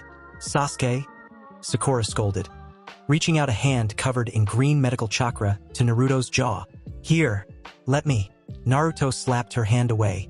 She stared at him, her mouth opened in shock and her brows drawn together in confusion. "Look, I get it. Okay? You guys are done with me. You don't have to make believe anymore that you ever actually wanted me around. You've made it clear you don't want me and you don't trust me, so fine. Same goes. Kakashi's found me a new sensei, which I suppose is more than I should have hoped for.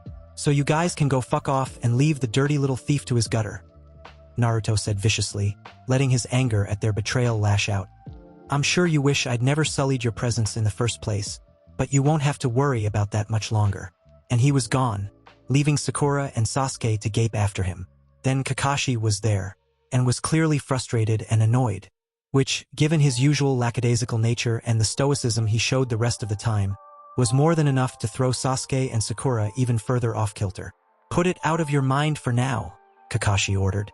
"This is one of the most difficult yet most important things you'll learn as ninja. The mission comes first, and personal problems must be put aside until you're through. We will deal with this when the mission is over, and we will deal with it. Now let's go."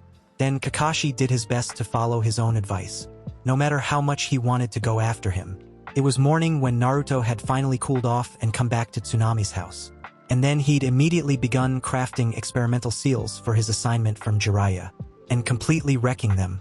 "Damn it," he muttered as the third one in a row exploded, getting more and more frustrated with himself, because if he started screwing up seal spreads, Jiraiya would have no incentive to take him on as a student.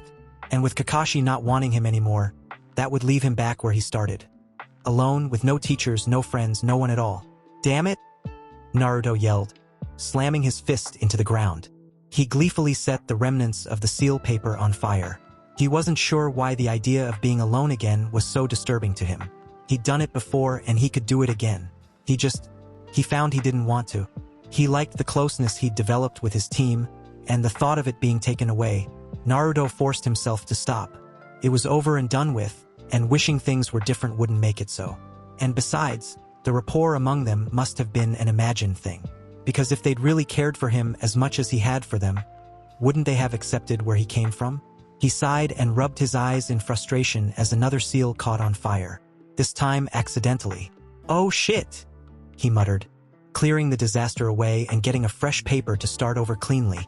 Then he heard the sounds of people outside the house, and knew his team, no, he told himself Kakashi's team was coming back, and he'd have to spend the day with Sasuke and Sakura if he wanted to see the bridge building in action. Which he had to if he had any hope of figuring out what to do with the whole seal problem. With how he'd left things last night, he didn't hold much hope of it being a smooth day. Kakashi wasn't sure where it had all gone wrong. They'd left Konoha one of the tightest teams he'd seen in a long, long while. And now, less than 2 months later, they were splintered almost beyond recognition. Of course, it didn't help that one of them had been holed up working with Jiraiya. No matter how glad he was the man was taking time to work with Naruto on his sealing, and no matter that it was his own idea in the first place, it was annoying that Naruto was gone from the team so often. And it had put a rather unfortunate crimp into his tentative plan to tie his kids together and lock them in a room until they'd worked it all out. So he was surprised when Naruto walked into Tsunade's house as they were all eating breakfast. "Naruto, you're back," Sakura said, voice cautiously happy. "I need to go to the bridge with you today," he said, not looking at any of them. Jiraiya said it was all right. "I'll meet you out front when you leave." Kakashi frowned. "Sit and have breakfast with us." Naruto scoffed, turning back towards the door. "I have things to do. And right now, that's sitting with your team and eating dinner." Kakashi's tone left no room for argument. When Naruto's back straightened incrementally, he knew he'd made his point clear. "Team?" Naruto asked, still facing the door. "Team?" His voice was low and angry, and bitter. Kakashi had never heard someone so young sound so bitter. "You've all made it clear I'm not a member of your team. That's not. You're a..." Sakura and Sasuke had both stood and started to yell. But Kakashi had had enough. "Stop. Sit. Do not speak. This is an order." Kakashi turned to his other two students. You too. They looked from Kakashi to Naruto and back again, then sat. We're going to fix this right now, Kakashi said. I don't know where you got the idea that you aren't a member of this team anymore, but you're mine. Bullshit, Naruto called. You've all three of you made it clear you don't want me anymore, not after finding out I'm an Akasenko. So don't try to pretend otherwise. I don't give a shit that you're from the red light district, Sasuke cut in. I care that you never told us. You never tell us anything. There's nothing about me that's worth knowing. Naruto responded, voice harsh and rough. I've been a thief and a conman and a smuggler and most else you can think of, because I grew up in the Akasen with nothing and nobody, and had to fight for every idiot thing I've ever needed. And I'm not sorry for who I am or where I'm from or what I've done, because I survived it and that's more than others can say. But that doesn't make any of it anything I'm proud of, or anything I wanted any of you to know. Because, just my luck. But I wanted people to actually want me around for once. And not think I'm just some shit clinging to their shoes because of where I came from. His breathing was uneven, and his eyes narrowed and hard when he'd finished even as he watched their reactions. I told you I don't care about that, Sasuke said. I couldn't give a honestly don't care if you're the son of a roadside woman or the fourth Hokage himself. Yeah, sure, Naruto scoffed. That's why as soon as you found out you started watching me to make sure I didn't touch the silver, and everyone else started ignoring me, and leaving me behind, and giving me those looks. That's why Kakashi pawned me off on Jiraiya as soon as he could. No, none of you care anything about that. Kakashi wondered how this all could have gotten so fucked up. He was about to interject when Sakura spoke for the first time. Naruto, Sakura started, only to be cut off when Sasuke's fist connected with Naruto's jaw. Naruto spit and Kakashi saw blood. Then he turned his head back and worked his jaw as his eyes stayed on Sasuke. You complete idiot, Sasuke yelled, losing control of his voice along with his temper. It wasn't about that. It was never about that. I care that I've told you everything I am, and that you've kept so many secrets I don't think I even know who you are. It was about you telling me you believed in me, that you believed I could accomplish my goal, and then telling me I couldn't even walk down the street without you constantly babysitting me. You jackass. Naruto gaped. I didn't. That's exactly what you did, Sasuke said viciously. And I wasn't watching you so you didn't steal anything. I was trying to fucking be there for you, so you'd know I didn't care about the whole red light district thing, and so you'd know you could talk to me about the rest of your fucking secrets, you idiot. Naruto was frozen in place. Jaw slightly dropped in shock as he stared at them all with a poleaxed look on his face. Kakashi wondered whether it was time for him to step in or not, before things imploded even further to the point where there might be no return. But then, this could turn out for the best, he thought, like the lancing of a wound, letting everything come out in the open. So he waited for one heartbeat, then two, and then Naruto began to speak. I'm not good at much, Naruto said, looking down and away, voice soft enough they had to strain to hear. My taijutsu is still screwed up from what Mizuki did. My genjutsu is even more non-existent than my chakra control, and it takes me ages to learn most ninjutsu. And you guys, you're smart, and you're good. You're gonna go on and be Jounin, and then the next legends of the shinobi world. Fuinjutsu and my experience with the shady side of life are really just about all I have to offer. I know that. And I know this is just about as far as I'll ever get. If I'm lucky, I'll sneak through to Chunin, but I'm realistic about my chances for even that. Naruto. Sakura reached a hand out for him, but Naruto didn't even look up. I know you're both capable. Fuck, you're better than I am in every way you can be. But you're the only thing I've ever had that's close to a family, and I know the Akasen and everything goes on in it better than anyone would ever want to, and I wanted to keep you safe from it and out of it. And even if you hate me for it, I'd do it again. Because yeah, either of you could take on any of the yaks or the other fuckers who live there no problem one-on-one. Even 10-on-1. Even 100-on-1. But that shit shouldn't even touch you. Shouldn't ever touch you. There was a period of silence then, as Sasuke and Sakura both watched him without any idea of what to say. Kakashi couldn't blame them. He didn't even know what to think. So I'm sorry you're upset about that. But I guess, Naruto said, turning all the way away to face the door. I guess we won't have to worry about any of that anymore. You won't have to deal with me again after this. Jiraiya-sama is being generous enough to take me on for a while, so you'll be able to move on. For what it's worth, I'll miss you. I'll go now. I have to get that fucking seal done, and he didn't get 3 steps towards the door before he was tackled by Sasuke and Sakura both. You don't get to say things like that and then leave, Sakura was saying, smacking his arm with one hand even as her other gripped him tightly enough to leave bruises. You don't get to leave at all, Sasuke agreed. I'm mad. Was mad, fuck. You make me crazy. But that doesn't mean you fucking run away, dope. Mao, they're right, you know, Kakashi said, crouching down in front of the pile of them and looking Naruto in the eye. I told you, you're mine, and you'll stay mine. All of you, Sasuke and Sakura, until I see you made Chunin or we die in the process. Naruto looked bewildered, clearly taken aback and uncertain as to what was going on, or even if it was real. Kakashi made no move to speed him up, letting him work through whatever it was he needed to work through at his own pace.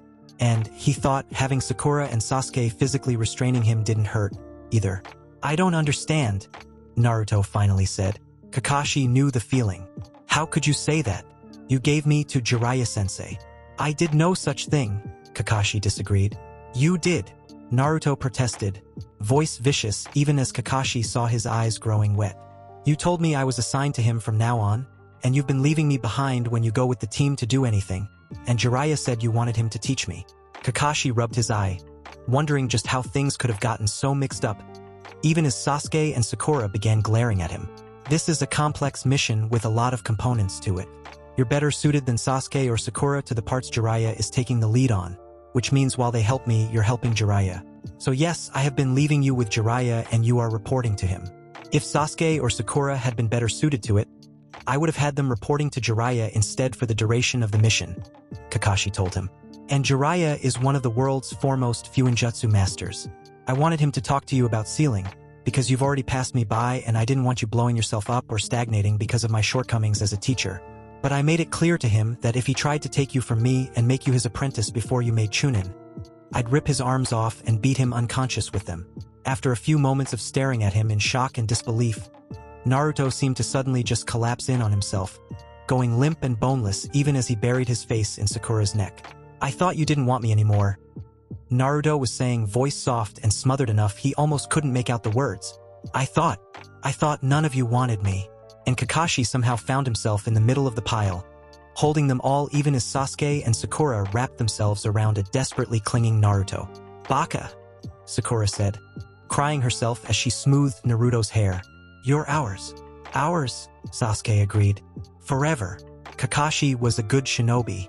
He was a very good shinobi. He was, in fact, a shinobi so excellent very few could say they were his equal.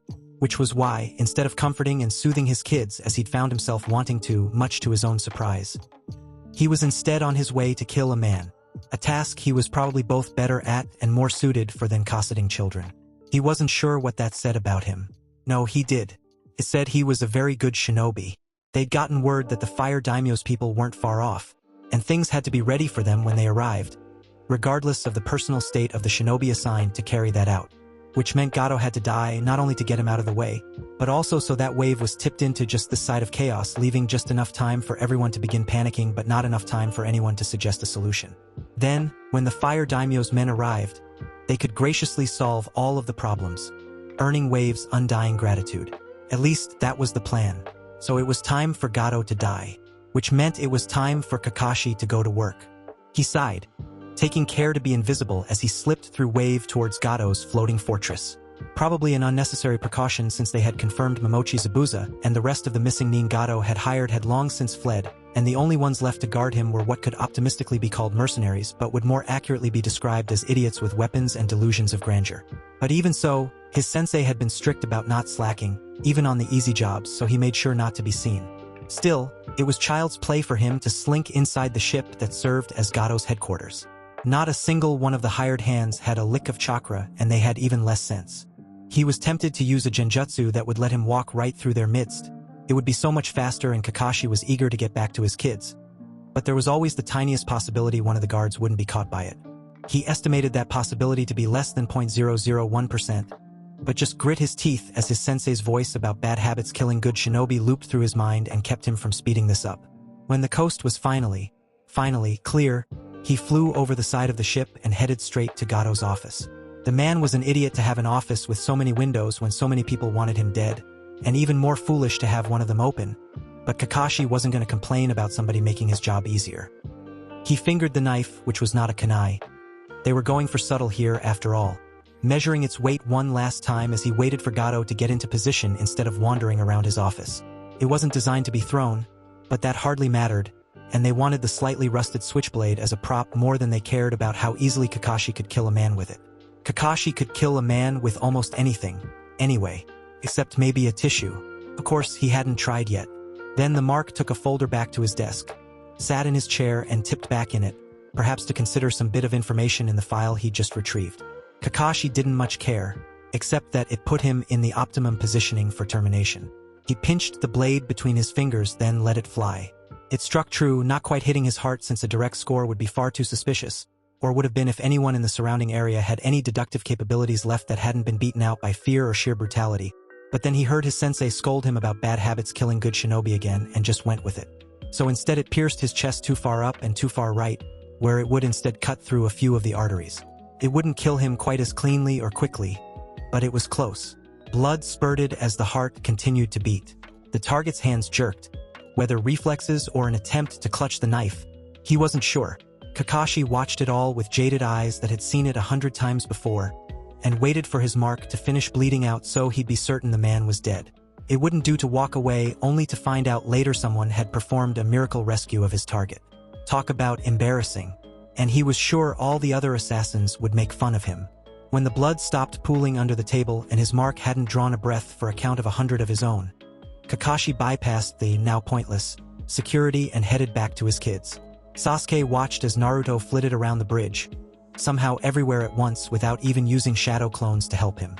His own attention should have been on the client, of course, and watching the surrounding area to make sure there weren't hostile elements creeping up on them to take out the client in the 11th hour. And he tried, really, but there hadn't been even a hint of a threat for the entire time they'd been guarding the bridge builder. And Naruto, with his red-rimmed eyes, was a much more compelling subject to watch than the empty span of trees behind him. Sasuke refused to admit his own eyes might match. Though, if pressed, he would rather own up to that than his thoughts that Sakura's red eyes clashed horribly with both her red dress and her pink hair. The former would only dent his pride, after all. Sakura would dent his head, or accidentally burn off his eyebrows when she practiced medical jutsu on him. Again, he caught sight of Naruto looking back at him, and realized his dereliction had been noted. He jerked his eyes away, back to the tree line. Naruto, he knew, was still keeping secrets, but at the end of the day, a reticent Naruto was better than no Naruto at all. So he just had to wait, because the only no Naruto at all option had come far too close to being reality for comfort. The soft pops and puffing sound of Naruto creating clones grabbed his attention back to his teammate, who was much closer than he'd been a few moments before. But then Naruto always had been surprisingly good at stealth. The clones began swarming the bridge, painting seals on every surface imaginable, and a handful of splashes told Sasuke that that included places hidden by the channel. More continued Naruto's quest to ask everything that came into his head of everyone on the bridge all at the same time. Yet more clones, he saw, were working on actual construction. He smirked as he saw Naruto fall face first into freshly poured concrete, legs and arms flailing in an attempt to get himself out of it before another Naruto whacked him with a hoe and proceeded to smooth out the Naruto-shaped indentation. Sasuke was relatively sure the Naruto who plopped down next to him was the real Naruto. Then again, Naruto's clones had been known to get bored and fool around. So really, it was for the good of their mission that he make sure. Idiot!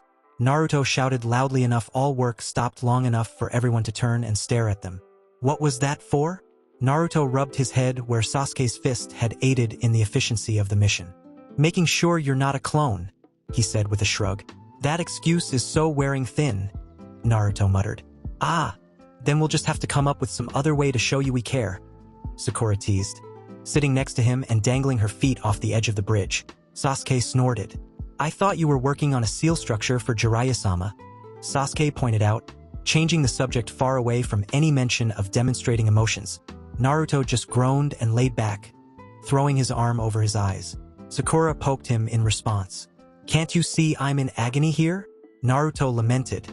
Really? Sakura asked, far more cheerfully than was entirely appropriate. What hurts? I'm sure I can fix it. Sasuke edged away. Damn it, his eyebrows had just finished growing in and he knew. Naruto was somehow going to get out of this and then she'd turn on him and, not that kind of agony, Sakura. Naruto peeked out from under his arm, but Sasuke noted he kept it positioned to strategically defend his eyebrows. He nodded in approval. Smart man. Oh. Sakura deflated in disappointment as the green chakra she'd gathered in her hand dissipated. Sasuke sighed in relief. Well, if it isn't medical, then you just have to talk about it, Sakura pronounced. Right, Sasuke? Sasuke just blinked in response, not quite willing to disagree. Because really, if it had been up to Sasuke, he would just grunt at Naruto in acknowledgement of his presence, then wait for him to finish his brood, with the reserve option of kicking him off the bridge if he got too annoying. Watching him take a 50-foot plunge into choppy water would certainly elevate at least one of their moods. Right? Sakura agreed with herself for him. So spill it. When she poked his ribs again, Naruto snatched at her wrist and pulled, somehow managing to twist enough to knock the three of them all to the ground. Sasuke made certain his knee found its way to Naruto's kidneys, and that he didn't come anywhere close to pulling Sakura's hair. She got mean when her hair was pulled. After they'd horsed around long enough to be out of breath, they came to a mutual truce and laid in a tangled pile as they panted. So, I'm not a genius, Naruto said, as though he were admitting some horrible sin. This is news, Sasuke asked. Sasuke, be nice, Sakura scolded. Naruto just snorted in amusement. It's just, with everything Kaka-sensei said about my seals, I thought maybe I really was good. Naruto sighed. Don't be an idiot, Sasuke said. You're a prodigy and you know it. But I'm not, Naruto insisted. Jiraiya gave me this assignment, right? And he keeps saying that if I'm really as good as all that, I could do it. But I can't. He sounded so agonized over that last bit. Sasuke decided Jiraiya was now officially on his list. Not the list, because, as far as he knew, Jiraiya hadn't killed off Naruto's entire clan and then used a genjutsu on him to force him to relive it. But Jiraiya did make it on the list, one step down from the list. The one that included the child welfare official who had accepted a bribe to place Sasuke with a family he hated, the patriarch who'd paid the bribe, and the official who had signed off on the plans to demolish the Uchiha district without his consent. Among others. Well, what does that Jiraiya bum know anyway? Sakura demanded. He's just a drunken lech who didn't even bother to help you at all, so how dare he try to judge? And besides, our sensei knows what he's talking about, and if he says you're brilliant, you're brilliant. And if that Jiraiya disagrees, then obviously it's because there's something wrong with him, and... She trailed off of her rant as Naruto pressed his face into her stomach to muffle his laughter. Hey, this is no laughing matter, Sakura scolded him. I'm being perfectly serious here, Naruto. Naruto! She smacked his shoulder, trying to get him to stop laughing. But she was smiling as she did it. Naruto had decided that he had to tell Jiraiya that night. There was no point putting it off any further, not now that the bridge was almost finished. Not now that he'd come to the conclusion that he'd failed utterly and completely. He'd waited until they'd finished eating dinner, in the hopes that Kakashi and Sasuke and especially Sakura would all head off somewhere. Anywhere. So he could let Jiraiya berate him in private. Because this would be humiliating enough without their presence. And because he was a little worried Sakura would try to kill Jiraiya, and that Sasuke might not hold her back. Of course, Jiraiya wasn't aware of any of this. And so of course he ruined Naruto's carefully constructed fantasy of how this would all play out. So tell me, genius, Jiraiya said, pouring himself a drink as he sprawled over 2 chairs in Tsunami's dining room. Are you ready to apply the seals to the bridge yet? Naruto bit his lip. Getting Jiraiya's approval didn't matter nearly as much as it had before. Not now that he knew he still had his team. But he still wanted it, still wanted to be good enough to deserve it. And failing was galling enough without that added disappointment. I've already applied modified durability seals that should make the bridge last at least 10 times longer than it would have otherwise, given normal wear and tear. I don't care about that. He waved it away with his saucer of sake. What about protecting it from assaults? You're supposed to be the greatest thing since the ink stick. Where's my seal structure? Naruto paused for a moment, considering his reply. Failing still hurt, no matter that he had people to fall back on. It hurt enough that he didn't notice Kakashi sitting up and setting down his saucer of sake to give Jiraiya a heated stare. I can't do it, he admitted. I tried to come up with something that would make it indestructible, that would keep it safe from any possible attack.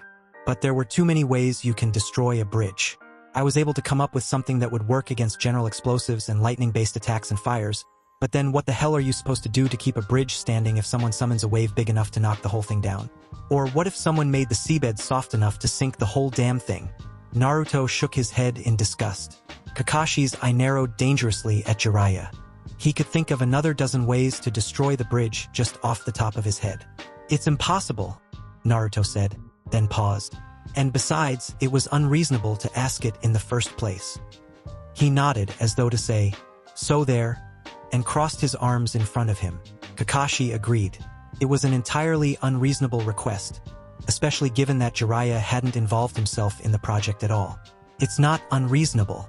You just need to work harder at it," Jiraiya complained. "If you really were a genius, you could figure it out." Kakashi's hands twitched, eager to defend his student. The only thing that stayed them was the fact that shinobi were often given unreasonable demands, and this could be a good lesson. That didn't mean he wasn't planning on telling Jiraiya exactly what he thought of this whole thing as soon as they were alone. "I'm telling you it can't be done," Naruto argued. "There are so many factors involved, it's impossible." "Are you certain?" Jiraiya arched a brow in question, lazily sipping at his sake. Naruto nodded once, definitively, then looked away. "Yes, call me a failure or whatever, but this can't be done." "Good." It was Jiraiya's turn to nod as he set his saucer down with a light click.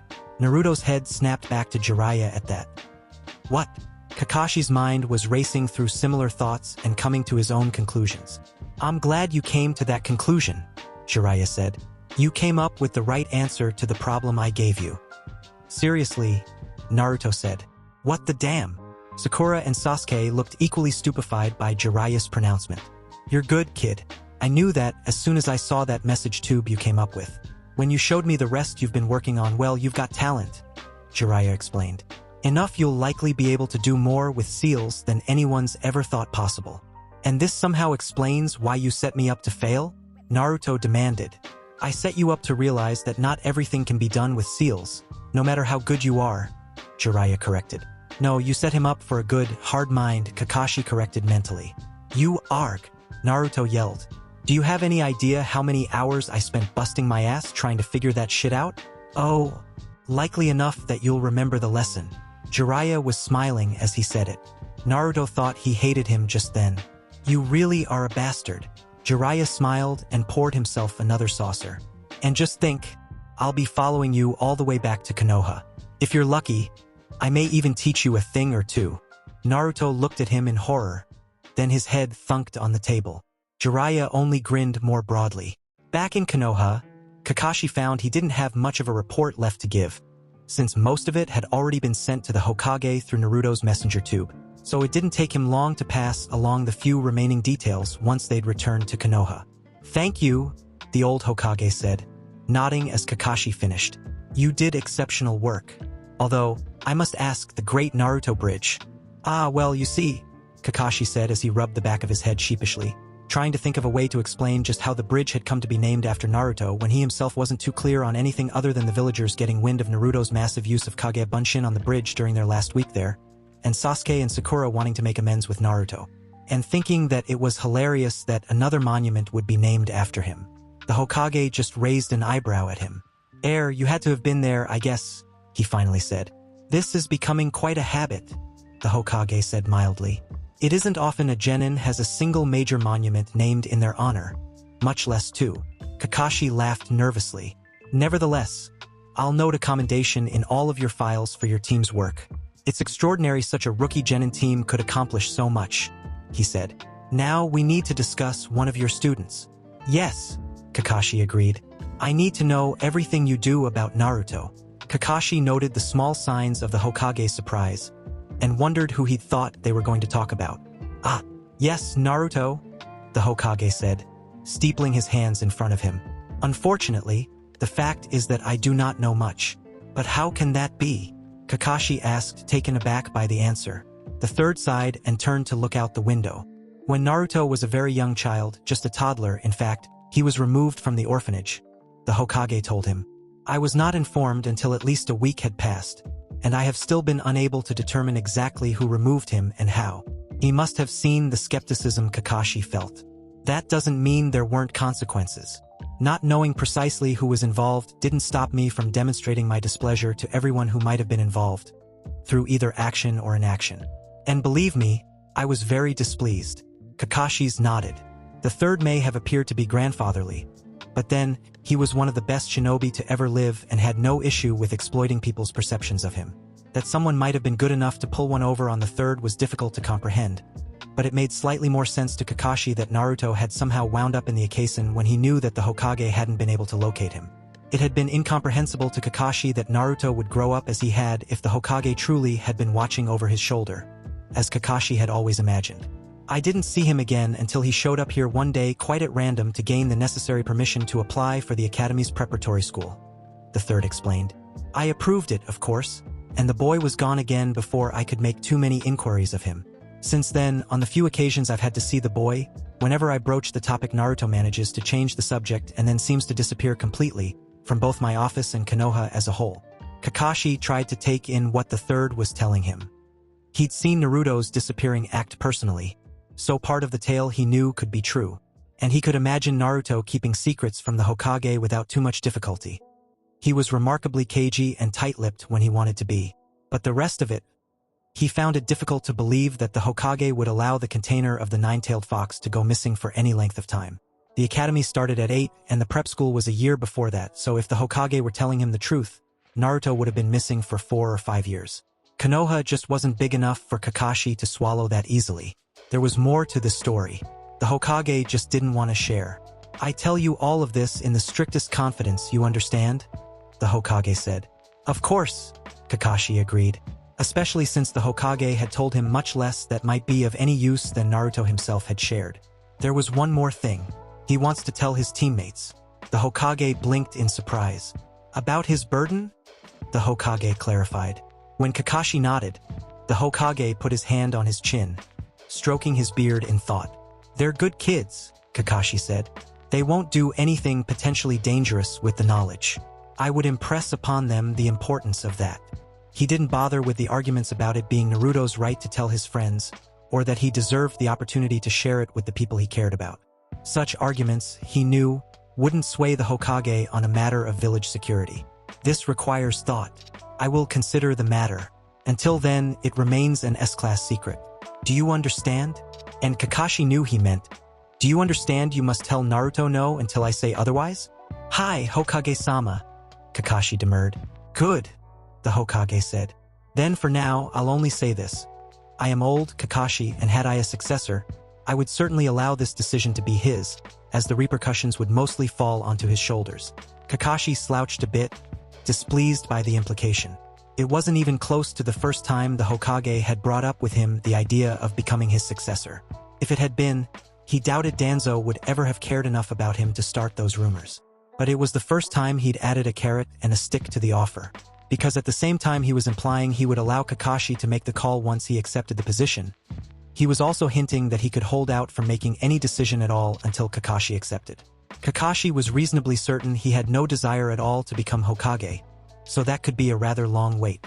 I see, was all Kakashi said, as upset as he was over the Hokage's initial evasion of his questions combined with the anger that the Hokage was willing to use his kids to manipulate him. He had a very great deal more he could have said already perched on the tip of his tongue, but he forced it to stay there. The Hokage was remarkably tolerant when compared to the Kages of the other great nations, but some of the things Kakashi wanted to say would likely push even Sarutobi's renowned patience. The Hokage nodded, then changed the topic. Then let us continue. Naruto wasn't the student I wanted to discuss. Oh? Then who was? Kakashi asked curiously, putting everything else out of his mind for the moment. It wasn't doing him any good there at the moment. Anyway, Haruno Sakura, the Hokage said. I'm afraid I have some unfortunate news. That's a horrible thing to say, she whispered. You're lying. Sakura, Kakashi said. I wish I were. No, it can't be true, she said, voice beginning to rise with panic. My parents aren't dead. They're not. A patrol found them on their way back from Ipana.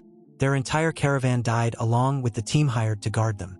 Kakashi thought it better to give her all of the facts at once than to piecemeal the information and create a new blow with each new fact. The tears began streaming down Sakura's face as the shock began to wear a bit off and reality began to set in. She collapsed forward, and Kakashi caught her and held her in his lap, offering what small comfort he could.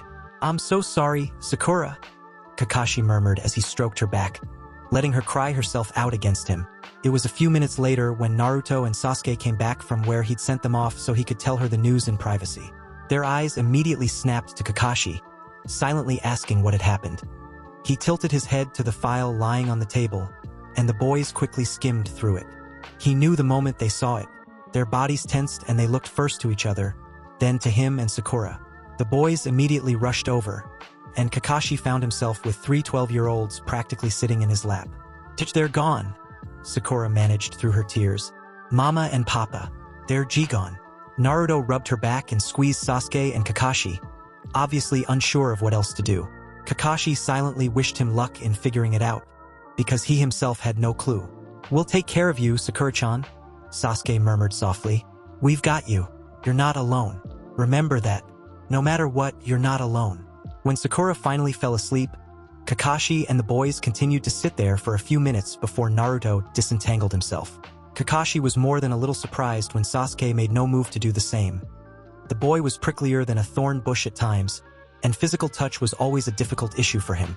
But for the moment anyway, he seemed content to stay tucked against Kakashi's side, curled into Sakura and Kakashi both. Naruto picked up the file he and Sasuke had skimmed earlier, and Kakashi knew he was committing it to memory. The report says they were just regular bandits. Naruto didn't look up from the file as he took care to speak softly enough to not wake Sakura. Even a weak genin team would have been able to fight off bandits. Or at least their Jounin sensei should have. So why didn't they hire one? They've done this route for years. They knew the dangers. They did, Kakashi said. Naruto raised an eyebrow and turned to the end of the report where the mission was listed. There's no way this could have been bandits, right? Naruto asked. Kakashi nodded his agreement, but didn't have any answers. I want to see this ambush site, Naruto said. Sakura-chan can't stay alone tonight, Sasuke said. Naruto shook his head in agreement. Don't think you're going alone, Sasuke warned. Don't think either of you are going anywhere tonight, Kakashi countered. He had a violent need to get all of his kids back somewhere safe and keep a very close watch over them. I want all of you to bunk with me tonight, Kakashi said, nudging Sasuke to move so he could get up.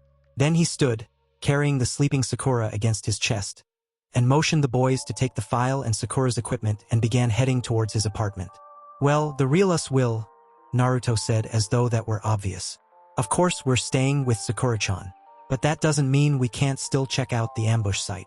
Kakashi raised an eyebrow, silently asking how Naruto planned to stay with Sakura and go scout the location her parents had died at the same time. Anajirai Bunshin? Sasuke asked. Naruto nodded. You'll come, too, right Kaka-sensei? Naruto asked, tugging at his Jounin vest as he looked up at him with a hint of uncertainty playing across his face. Kakashi rapidly analyzed the pros and cons of going with them versus ordering them to stay. They should stay. They weren't authorized to leave the village for this. They were all tired, and they were unlikely to find anything the ANBU hadn't noted in their report. And Sakura needed them. But Naruto was absolutely right about the inconsistency of saying simple bandits had been able to take down a Jounin and his Genin team.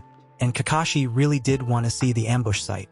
And if he ordered them to stay, he wasn't certain he wanted to test whether they would or not. I'll go, Kakashi confirmed. Naruto nodded and pulled out 2 sets of seals. From where? Kakashi wasn't certain, but he'd stopped being surprised when Naruto popped seals out of what seemed like thin air. Sasuke hiked up his shirt and turned, letting Naruto place one of the seals on the small of his back, then swipe it with a sliced, bloody finger. Moments later, another Sasuke was in the room. Your turn, sensei, Naruto offered. I can make my own Kage Bunshin, he reminded the boys. Yeah, but, well, Naruto stammered, scratching his head. They aren't as good, you know? What if you get hit with something? Kakashi raised an eyebrow. He wasn't some green genin after all. Please, sensei? Naruto asked, and Kakashi noted that even Sasuke seemed to be watching him intently. He shrugged, supposing there was no harm in it, and nodded. Naruto repeated the process, and Kakashi shuddered at the strange sensation of a foreign, non-medical chakra coursing through him, especially one that was so volatile. That feels really strange, Kakashi said even as another copy of him showed up. Naruto looked away, then shrugged and tossed a seal out which shortly became a Naruto clone. That wasn't a criticism, Naruto, Kakashi said, wishing he had a free hand to do something to reassure Naruto. who had remained sensitive to any perceived disapproval and had been noticeably emotionally vulnerable even after their talk, meltdown, group therapy session. After their leaving wave, he was glad when his clone apparently had the same thought and smoothed Naruto's hair down. Or tried to, anyway. You've come up with an amazing technique. But having foreign chakra invade my system is still unsettling, no matter how useful the jutsu, Kakashi said, suddenly so exhausted he could barely stand. He had 3 remarkable students who he had no doubt would one day be legends. But he also knew that his 3 remarkable students were also remarkably traumatized, each in their own way, and that they'd grow into legends only if he could get them through their adolescence. No small feat even for a jounin with normal children. Naruto, Sasuke, and Sakura were far from normal children. You 3 should head out, he told the clones. Come on, the Kakashi copy said, and the Naruto clone and Sasuke clone both followed him as he melted into the shadows to sneak out of the village. Kakashi wondered whether he should have more qualms than he did about showing 2 genin how to leave the village undetected, then decided that they likely would have found a way to manage it on their own anyway. The village's defenses were geared a great deal more towards keeping people out than in, after all. And, if Kakashi showed them the way, he would at least know where to start looking if they ever tried to use it on their own one day. Then Sasuke's hand reached out and brushed the hair away from Sakura's face where it had covered her eyes as Kakashi had carried her. And he knew that, no matter what happened, so long as these kids had each other they'd turn out just fine. He knew they were only clones, but Kakashi couldn't help but be proud of his boys and their ability to move. He'd been traveling quickly, and they hadn't had any trouble keeping up. No matter how they complained, those laps around the lake had definitely been good for them. He wondered whether they'd be faster if it had been the real Sasuke and Naruto instead of their clones. That they'd also been able to follow him out of the village without alerting any of the village's security, while equally impressive, was expected of them at this point. If it hadn't been, he never would have agreed to the outing in the first place. He flicked his hand out, using the sign language he'd been drilling into them to let the boys know their target wasn't far away. They were there a few moments later and Kakashi frowned as he took in the remnants of the site. There were clear signs of shinobi involvement. Slashes in trees from kunai, a burned spot on the ground from too much chakra in too concentrated a spot, markings in the bark on branches where shinobi sandals had tread. Sensei, Sasuke said, pointing towards a shuriken stuck in a branch. This couldn't have been bandits, right? Naruto asked, eyeing it. Couldn't have been? I wouldn't say that, Kakashi answered. There's always a possibility things aren't as they seem. But in this case, I would say that possibility is very, very small. That the Haruno's trading caravan had been attacked so deep within Fire's border was bad. That the genin team they'd hired as escorts hadn't been able to defend them was worse. That somehow the ANBU who'd found the site and made the report had either missed the signs that it had been shinobi who'd attacked, or had deliberately left that information out of the report was catastrophic. You aren't to speak of this outside of my presence? Do you understand? Kakashi ordered. They clearly didn't, but nodded anyway, and he knew that in this they would do as he said. Good. Now dispel yourselves. He waited until they had, making sure they were truly gone before continuing the investigation on his own. The next morning, a pounding on the door woke them all up. Kakashi was disoriented for a moment as he took in the fact that, while he was definitely in his own bed, he had 3 warm lumps in bed with him. Then, as the pounding resumed, he remembered. Who the idiot is it? Naruto mumbled. Kakashi sighed, scooting Sakura carefully off of him and onto a pillow even as Sasuke and Naruto shifted out of his way. Kakashi, get your ass out here, came the voice from the other side of the door. Asuma, Kakashi recognized as he made his way to the door, running a hand over his face to make sure his mask was still in place. What is it? Kakashi asked as he opened the door. Asuma paused at seeing the other jounin in such disarray. No forehead protector, no jounin vest, no sandals, rumpled clothes, and hair every which way.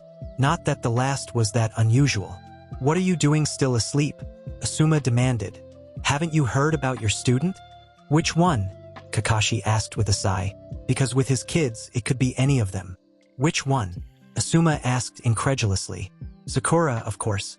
Ino has been demanding that I find her so she and her mother can look after her for a while, since she doesn't have anyone else to do it. Kakashi felt the sudden presence of his boys, one at each side. He looked down to find them both glaring at Asuma. What Ino wants doesn't play a factor here, Kakashi said. Only what's best for Sakura. And she has plenty of others who will look after her, Naruto said. She has us, Sasuke said, voice tense and low. Kakashi ended the conversation by shutting the door in Asuma's face. Sakura hadn't been able to make the funeral and memorial arrangements. As it stood, she could barely get out of bed. She was so deep into her grief. Since it had to be done, and sooner rather than later, Kakashi had decided it would be best if he took care of these things for her. He'd left her at his apartment, where all three of his kids had been staying since they'd heard the news, in the care of Naruto and Sasuke, both of whom were showing a remarkable ability to care for their teammate. Kakashi had known they all cared for each other. He'd never questioned that, but he'd had no idea the boys could be so tender and gentle. The Harunos Kakashi had found had been the type of people who had planned for everything, including their deaths. When the attorney had approached him with a document specifying their wishes should something like this occur, he'd been enormously relieved. It was on his way back to his apartment after settling the last of the arrangements that Ino stormed up to him, a furious glint in her eye as she was trailed by her father and Asuma. This, he knew, wasn't going to be pretty. "Give me Sakura," Ino ordered, voice imperious and furious both. "She needs to be taken care of, and I'm not going to let anyone else do it." Kakashi didn't even acknowledge her, instead nodding tightly at Inoichi and Asuma in greeting. They simply looked uncomfortable, but didn't appear to be willing to do anything about Ino's behavior. "Did you hear me?" Ino demanded. "Give me Sakura." When he still didn't acknowledge her, she gave a little scream and stomped her foot. "Asuma-sensei told me you were difficult, but this is unreal," she said, then turned to Asuma and Inoichi. Kakashi watched curiously, wondering what she would do now. "Daddy, Asuma-sensei, you always say how Kakashi is nothing but some burnt-out old jounin, so make him give me Sakura. He's obviously unfit to take care of her." Kakashi raised an eyebrow and looked to the two jounin, both of whom flushed lightly and tried to bluster out some excuse or another, and it was all just too much for him to deal with at the moment. One of his kids was hurting, and he had some little twerp who'd likely never left the safety of Konoha's walls accusing him of being unfit. "Well that. Tell me, little girl, do you know who I am?" he asked, squatting down so he was eye level to Ino. Ino blinked. "Of course. You're Sakura's sensei." Kakashi agreed. True. And, as her jounin sensei, that means that I am now her next of kin until she refiles her paperwork in the ninja registration office. And that means that if you or your father or your sensei try to take her from me, I can have you all arrested and court-martialed. Were you aware of that? Ino just stared at him, mouth agape in clear shock. "And believe me, little girl, if anyone tries to take Sakura from me right now, there will be grave consequences indeed. Because what Sakura needs right now are the people who love her, and would do anything for her, and want what is best for her more than anything else. She doesn't need a selfish little girl trying to play at being a grown-up, who wants to be seen taking care of her more than she wants to actually care for her. And Sakura doesn't need to be used as an excuse. And for you to attempt to use her grief as a ploy to get Sasuke's attention disgusts me." I, Ino stammered. "Now wait a second, Hatake." Inoichi tried to interrupt. Kakashi ignored him and continued to speak right over him. "But I'm not just Sakura's sensei," he said. "Do you know what else I am? And why you're a jounin?" Ino offered. And, even though Kakashi's voice had never raised and he hadn't used any chakra or killing intent at all, she was clearly both frightened and entranced by him, caught between taking a step forward or a step back. Kakashi agreed.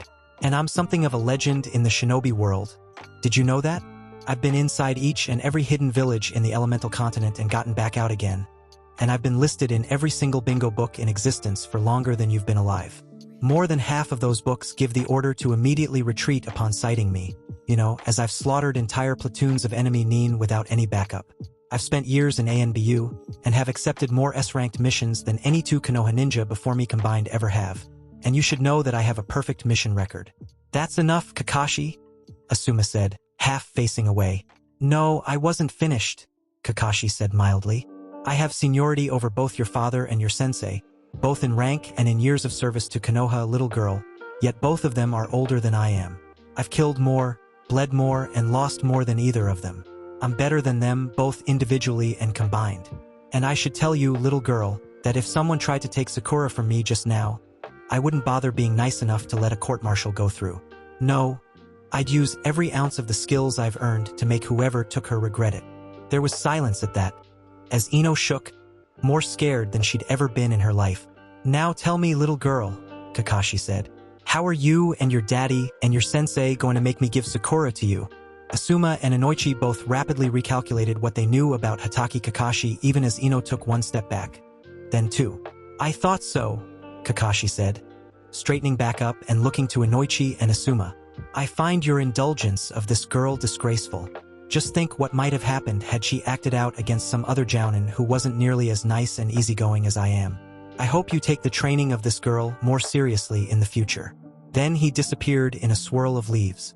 The memorial service for Sakura's parents was held 2 days later.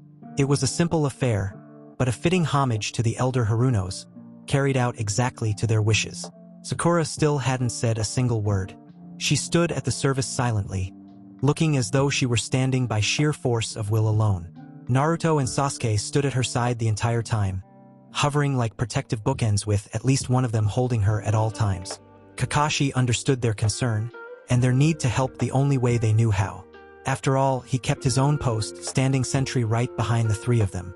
When the service was over, Kakashi looked to the crowd of people gathering around to give Sakura their condolences. It wasn't a small crowd, and for all of the times he'd been standing in Sakura's shoes, and it was more often than he ever cared to remember. Kakashi had always thought this was one of the worst parts of the whole thing. He settled a hand on her shoulder to offer what comfort he could, though he knew it wasn't much. A number of civilians who had obviously dealt with the Harunos through their shop all came over in ones and twos, giving soft, gentle words he knew were supposed to offer comfort to Sakura. Kakashi wondered if she found any of them useful. They'd never done anything for him in all the times he'd heard them. Then came Sakura's friends, mostly rookie genin or those who had failed out of the program. Ino, he saw, looked up to him in terror before giving Sakura a tight hug and scurrying away. Kakashi would have felt a bit guilty over that, had he not seen her cutting her eyes to Sasuke and angling her torso just so to have given Sasuke her best possible angle. Unfortunately for Ino, Sasuke had not been looking. Kakashi had been surprised when Tsunade and Shizune had shown up, and wondered whether the legendary medic Nin had been serious when she'd mentioned taking Sakura on as an apprentice. Her presence at the memorial certainly seemed to indicate that she was. And with Jiraiya trailing behind her, Kakashi knew the old hermit would be putting up a fight to take Naruto, because he couldn't think of any reason other than Naruto that Jiraiya would come to the service. Haruno-san, please accept my sincerest condolences. Kakashi recognized the thin, reedy man with glasses and thinning hair who bowed shallowly to Sakura. I served as your parents' attorney, and I will need to speak with you at some point regarding their will. Sakura, who had remained dry-eyed up to that point, suddenly sniffled. At some point, Kakashi said, cutting the man off from saying more. But not today. The lawyer looked like he was going to protest. Then he caught sight of the look he was getting from Kakashi. And Kakashi realized from Naruto and Sasuke too. The lawyer nodded quickly. Not today, of course, Jounin-sama, he said. I just wanted to introduce myself to you and let you know that I am available at your convenience. Again, Haruno-san, I'm very sorry for your loss.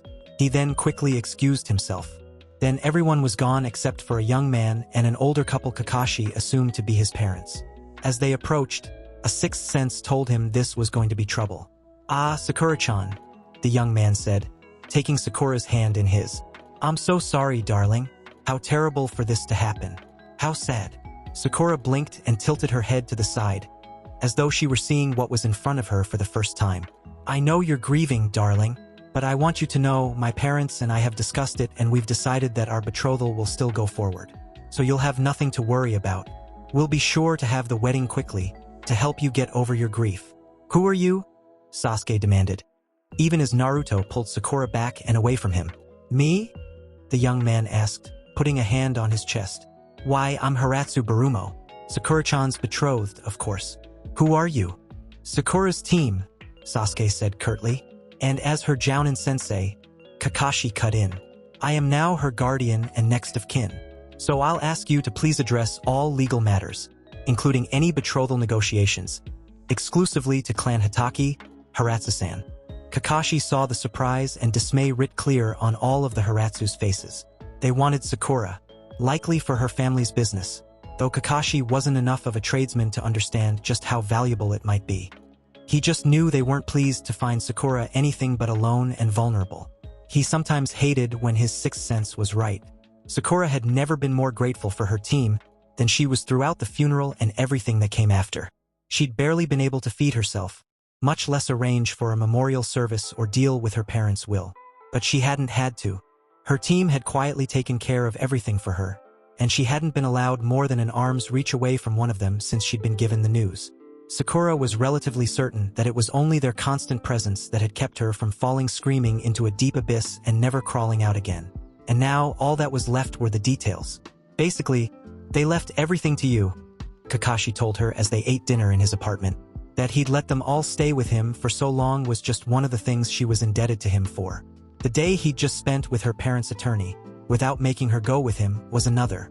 There are only two things you have to make decisions on now. The shop and your betrothal. My what? Sakura asked. She noticed Sasuke and Naruto giving Kakashi keen looks, and Kakashi himself looked vaguely uncomfortable.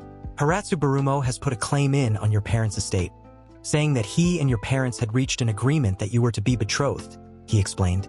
But I don't want to be married, Sakura said, eyes going wide as the feelings of panic encroached. Then I'll take care of it, Kakashi said, voice dark. Sakura didn't want to know how he was going to take care of it, and quite honestly didn't care. All she knew was that she'd kill herself before she married Barumo. Good, Sasuke said, nodding to Kakashi. And what about the shop? The shop? Sakura trailed off. I don't want to be a shopkeeper. I'm a kunoichi, but I don't know what to do. I can't get rid of it. They loved that shop so much. She began to weep again.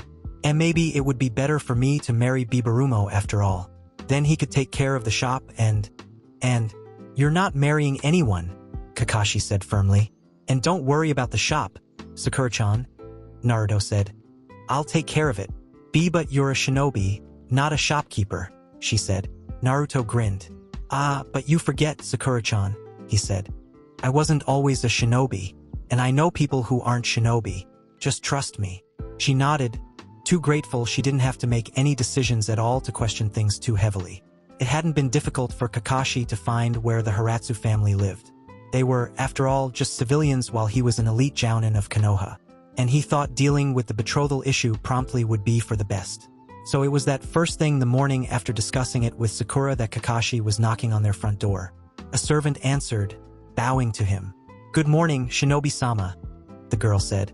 How might this one be of service? And he was promptly shown in and asked to wait for the Haratsus in their handsomely furnished receiving room. When they made him wait an entire half hour, he knew that they didn't care what he had to say, that they were the type who thought they'd get their way no matter what. He'd dealt with their kind before and knew this wouldn't go away quickly or easily. Kakashi felt a headache coming on. Hataki-san, Barumo greeted as he wandered in, his parents in tow. How nice that you were able to stop by to see us. I am here in my role as Haruno Sakura's guardian, Kakashi said formally, addressing himself to the patriarch of the family as was proper in these circumstances.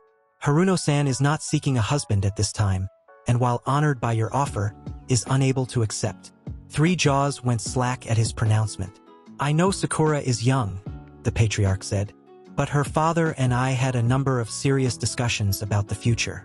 We had agreed on the dowry and the bride price, and all that was left was to sign the documents. Sakura and Barumo were to be betrothed until she was old enough to properly marry. And by that, Kakashi knew he meant old enough to safely bear an heir. He found himself wanting to make sure that neither Haratsu man was ever able to create an heir again. I'm willing to abide by that agreement still if she would like time, the elder Haratsu continued, unaware of the violent bent of Kakashi's thoughts. But it's best for her not to be worried about her future. She's just a little girl, after all. She is a kunoichi, Kakashi disagreed, and she is my ward. We have discussed her future, and it has been decided that Haruno-san is not seeking a husband at this time. There will be no betrothal, Haratsu-san. I had a deal with Haruno-san. You can't do this. I can, Kakashi corrected. Haruno-san was very thorough, and sent his attorney a copy of the notice breaking off their negotiations with you, Haratsu-san. As Sakura is not seeking a husband, I see no need to begin the negotiations anew. Barumo turned red. Listen here, you thug, Barumo said, storming over to him. If you know what's good for you, you'll hand over the little twit. Kakashi just raised an eyebrow, wondering if he was supposed to be intimidated. Maybe if the boy didn't look as soft as a newborn, he might have been mildly concerned. Then again, no. Do you know who you're dealing with?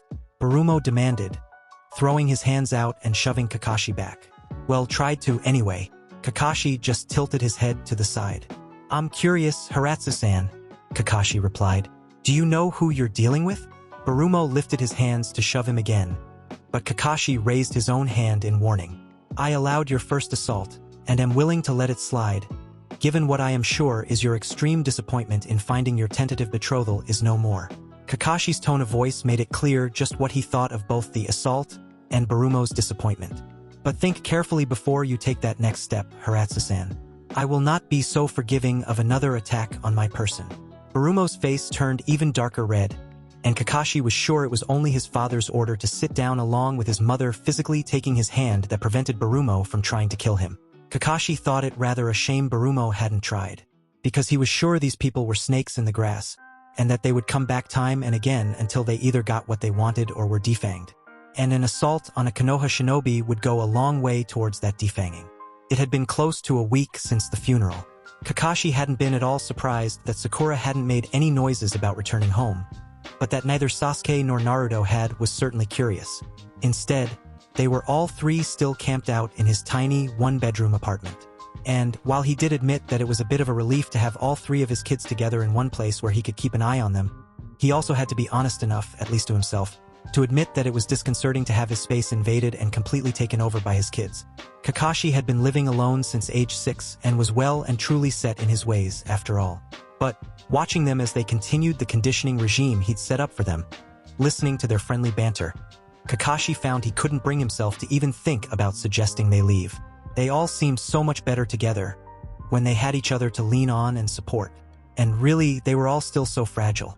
Sakura was still desperately grieving for her parents, and lived in something of a zombie-like state whenever the boys weren't distracting her.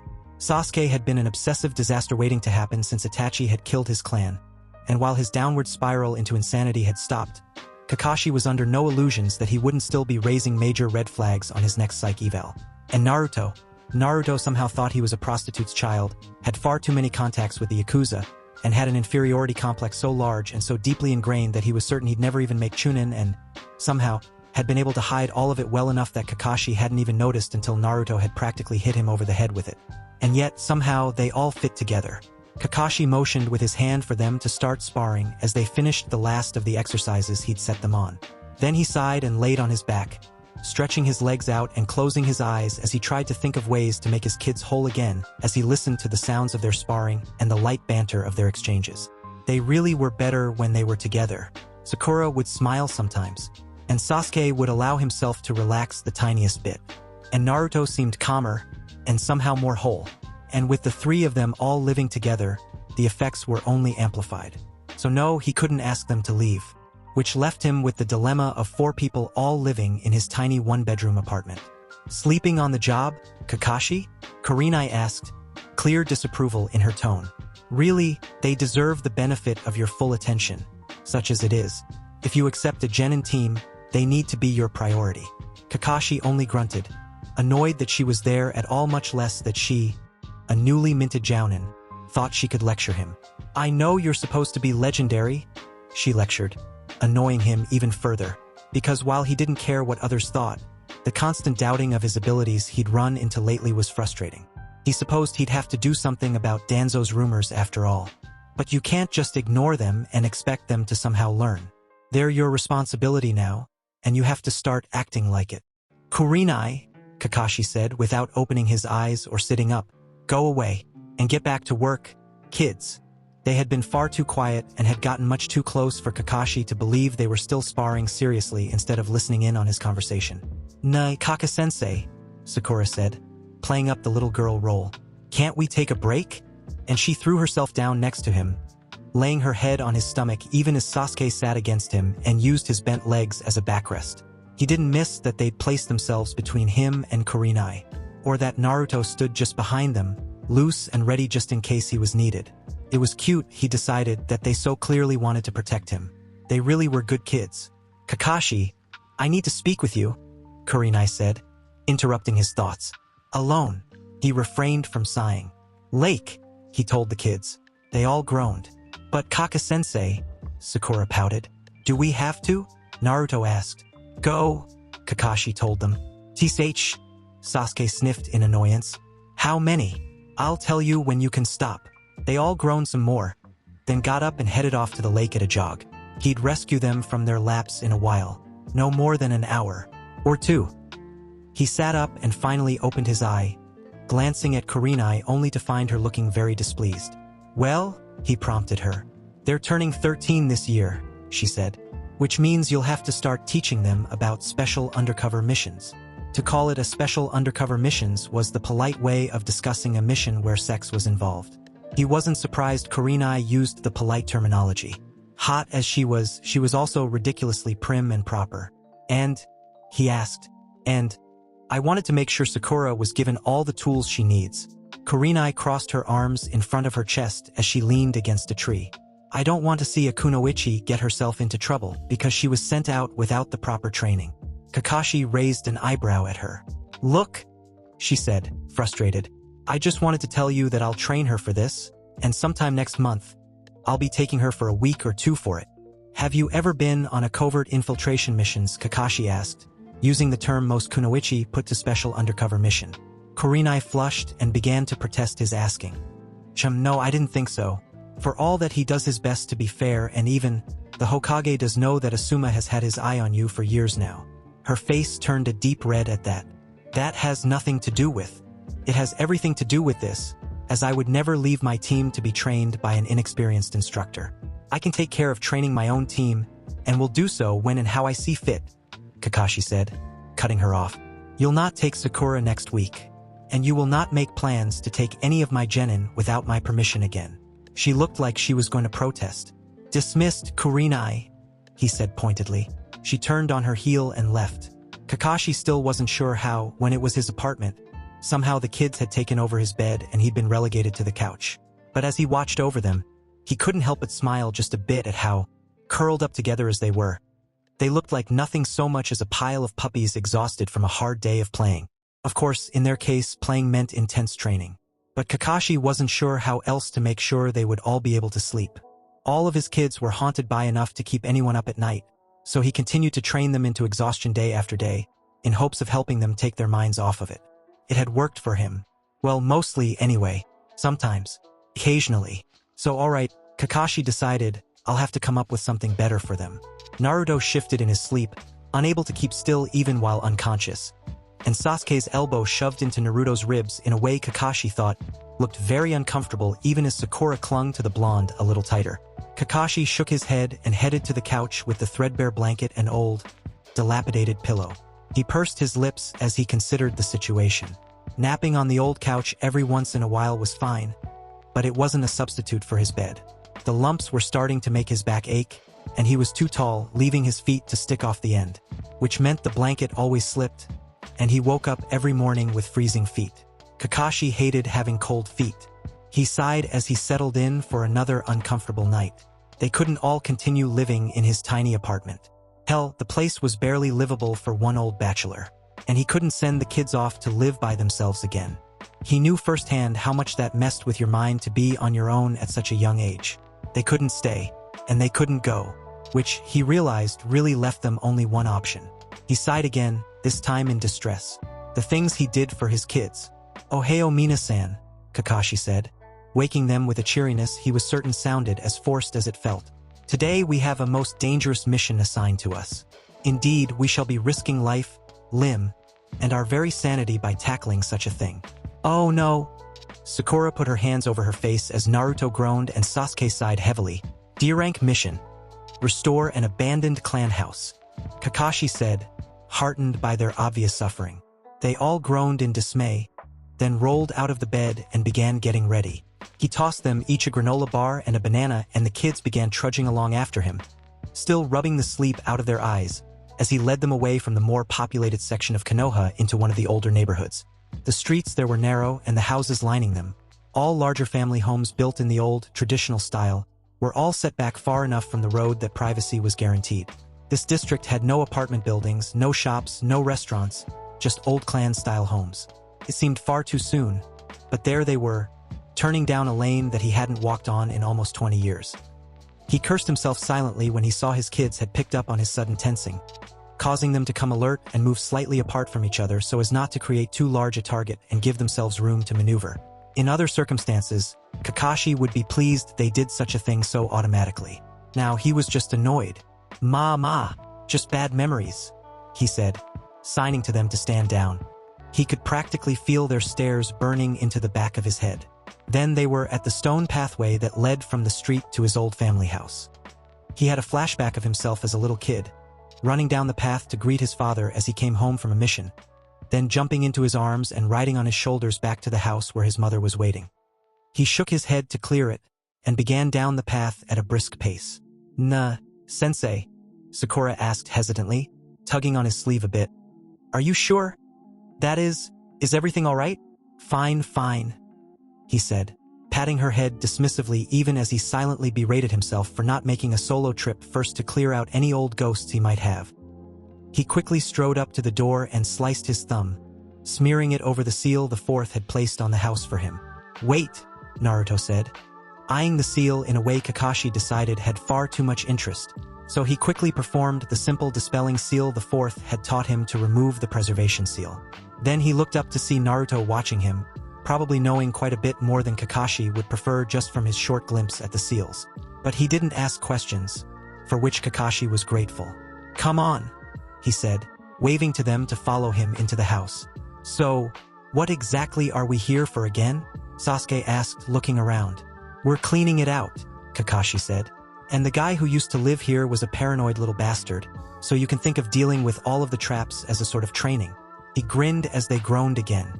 Then he opened the door and led them inside. As they looked around, even Kakashi was surprised by the simultaneous state of disarray and tidiness tucked away inside the house. Pieces of furniture were still shoved out of the way, exactly where he'd pushed them so he could train inside the house when his sensei had demanded he go home, and at least half of it was destroyed as a result of that training. There were various dishes that were still piled in the sink, remnants of food still caked onto them, and he had to wonder what his bedroom was like. But there wasn't more than a fine layer of dust coating anything. Probably the same dust that had been there when Minato-sensei had sealed the house. How long has this place been abandoned? Naruto asked, and Kakashi forced himself out of his fog. Oh, about 20 years, Kakashi answered. He noticed the appraising look Naruto was giving the place and wondered what else he had managed to pick up. The boy really was much more observant than most people ever gave him credit for, but just now, Kakashi wished he'd turn it off. Bull, Sasuke said, much to all of their surprise. I've seen houses that have been abandoned for years, and this doesn't look like any I've ever seen. The seal Kaka-sensei broke was for more than security, Naruto said. I couldn't get much more of a read on it than that it had an element of preservation in it, but I did manage to catch that before Kaka-sensei broke it. Kakashi ignored Naruto's accusing glare. Can you put one on another clan house? Sasuke asked Kakashi, who belatedly realized what abandoned houses he'd visited and why. Exactly. They'd been abandoned. I don't know enough about the seal to recreate it, Kakashi admitted. He was a bit disconcerted when Sasuke immediately shrugged and turned to Naruto. I didn't see much of it, Naruto hedged, closing his eyes to try to dredge up an image of it from the brief glimpse he'd gotten. I'll do what I can. Not right now, you won't, Kakashi said, glancing to Sakura, who still hadn't said a word. People will be moving in shortly, so we need to get it back into shape as best we can as quickly as we can. So get moving. He supposed that he hadn't been in much shape to do much housekeeping after his mother had died. But he hadn't realized he'd been this bad. Some areas were as pristine as they'd ever been while his mother was alive. Other areas looked as though they'd been invaded by filth. He could see why the fourth had made him move. Looking back, he'd obviously been self-destructing. And honestly, he couldn't quite pinpoint when he'd stopped. He found himself alone in a room with Naruto, who was looking at him with eyes that were far too old. This was your home, wasn't it? Naruto said quietly. Kakashi scratched the back of his head sheepishly. What gave it away? He asked. Naruto shrugged. So you're moving back in? He asked instead. Well, that is, I'd hoped to tell the three of you all at once, Kakashi said. Naruto nodded, as though that made sense to him. I'm used to being on my own, Naruto said. I'm going to try to. For that matter, Sasuke is too, but he never really adapted since he had family for the first half of his life. And he depends on you more than I think you realize. Naruto continued without allowing Kakashi to finish. And as for Sakura, I think you know how ill-suited she is to being on her own. Kakashi nodded. These were some of the exact reasons he'd made the decision he had.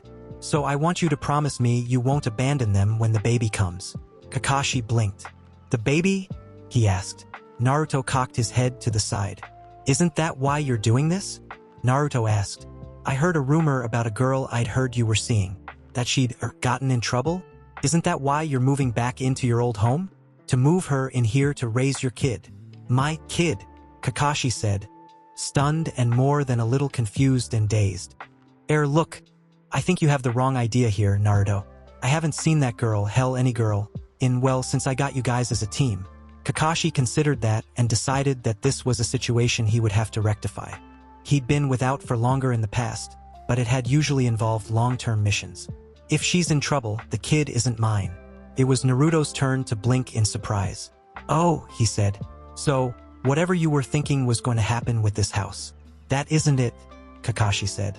And even if it was, do you really think I'd abandon the three of you? Naruto only cocked his head to the side, and Kakashi realized that the confusion from Wave hadn't done his sense of belonging any good.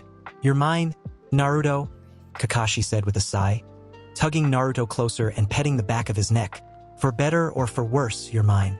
Now go help Sasuke with the next room.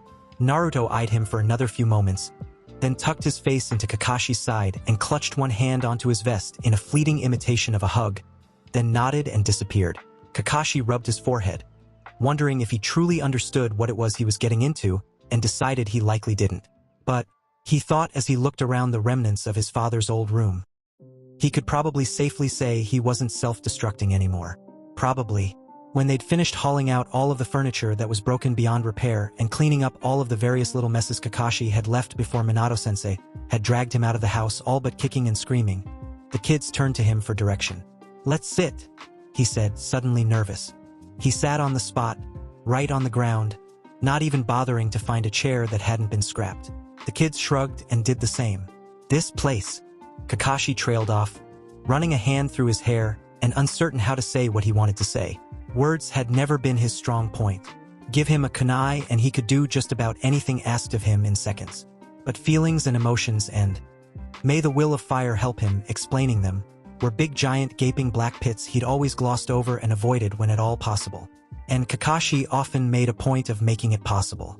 This used to be my house, he spit out. Then he shook his head. Is my house. It's my clan home. He let out a breath, frustrated at himself. Then he looked to his kids, none of whom looked particularly surprised. You knew. They all nodded and he cocked his head, silently asking for an explanation. The seal, Naruto said with a shrug, which Kakashi had already known. I cleaned up a few of your special shirts with the masks in them, Sakura explained. I can't believe you wore them even when you were that little. It was listed on a map of all the clan compounds in my father's den. Sasuke refused to look at him, but Kakashi understood.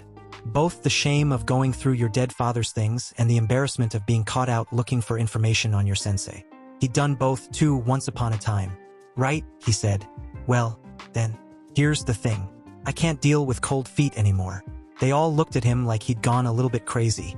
He wasn't sure they weren't right. He shook his head, clearing it so he could put words together in a way that other people might actually be able to make sense of. What I mean is, my apartment is too small. We should move here instead. There was dead silence at that pronouncement. Look, it's big enough, and you can each have your own bedroom, and I'm not saying you should give up your other places, but this way. He was cut off when Sakura dove at him, settling against his chest and gripping him tightly enough, he absently realized the conditioning he'd set her was working.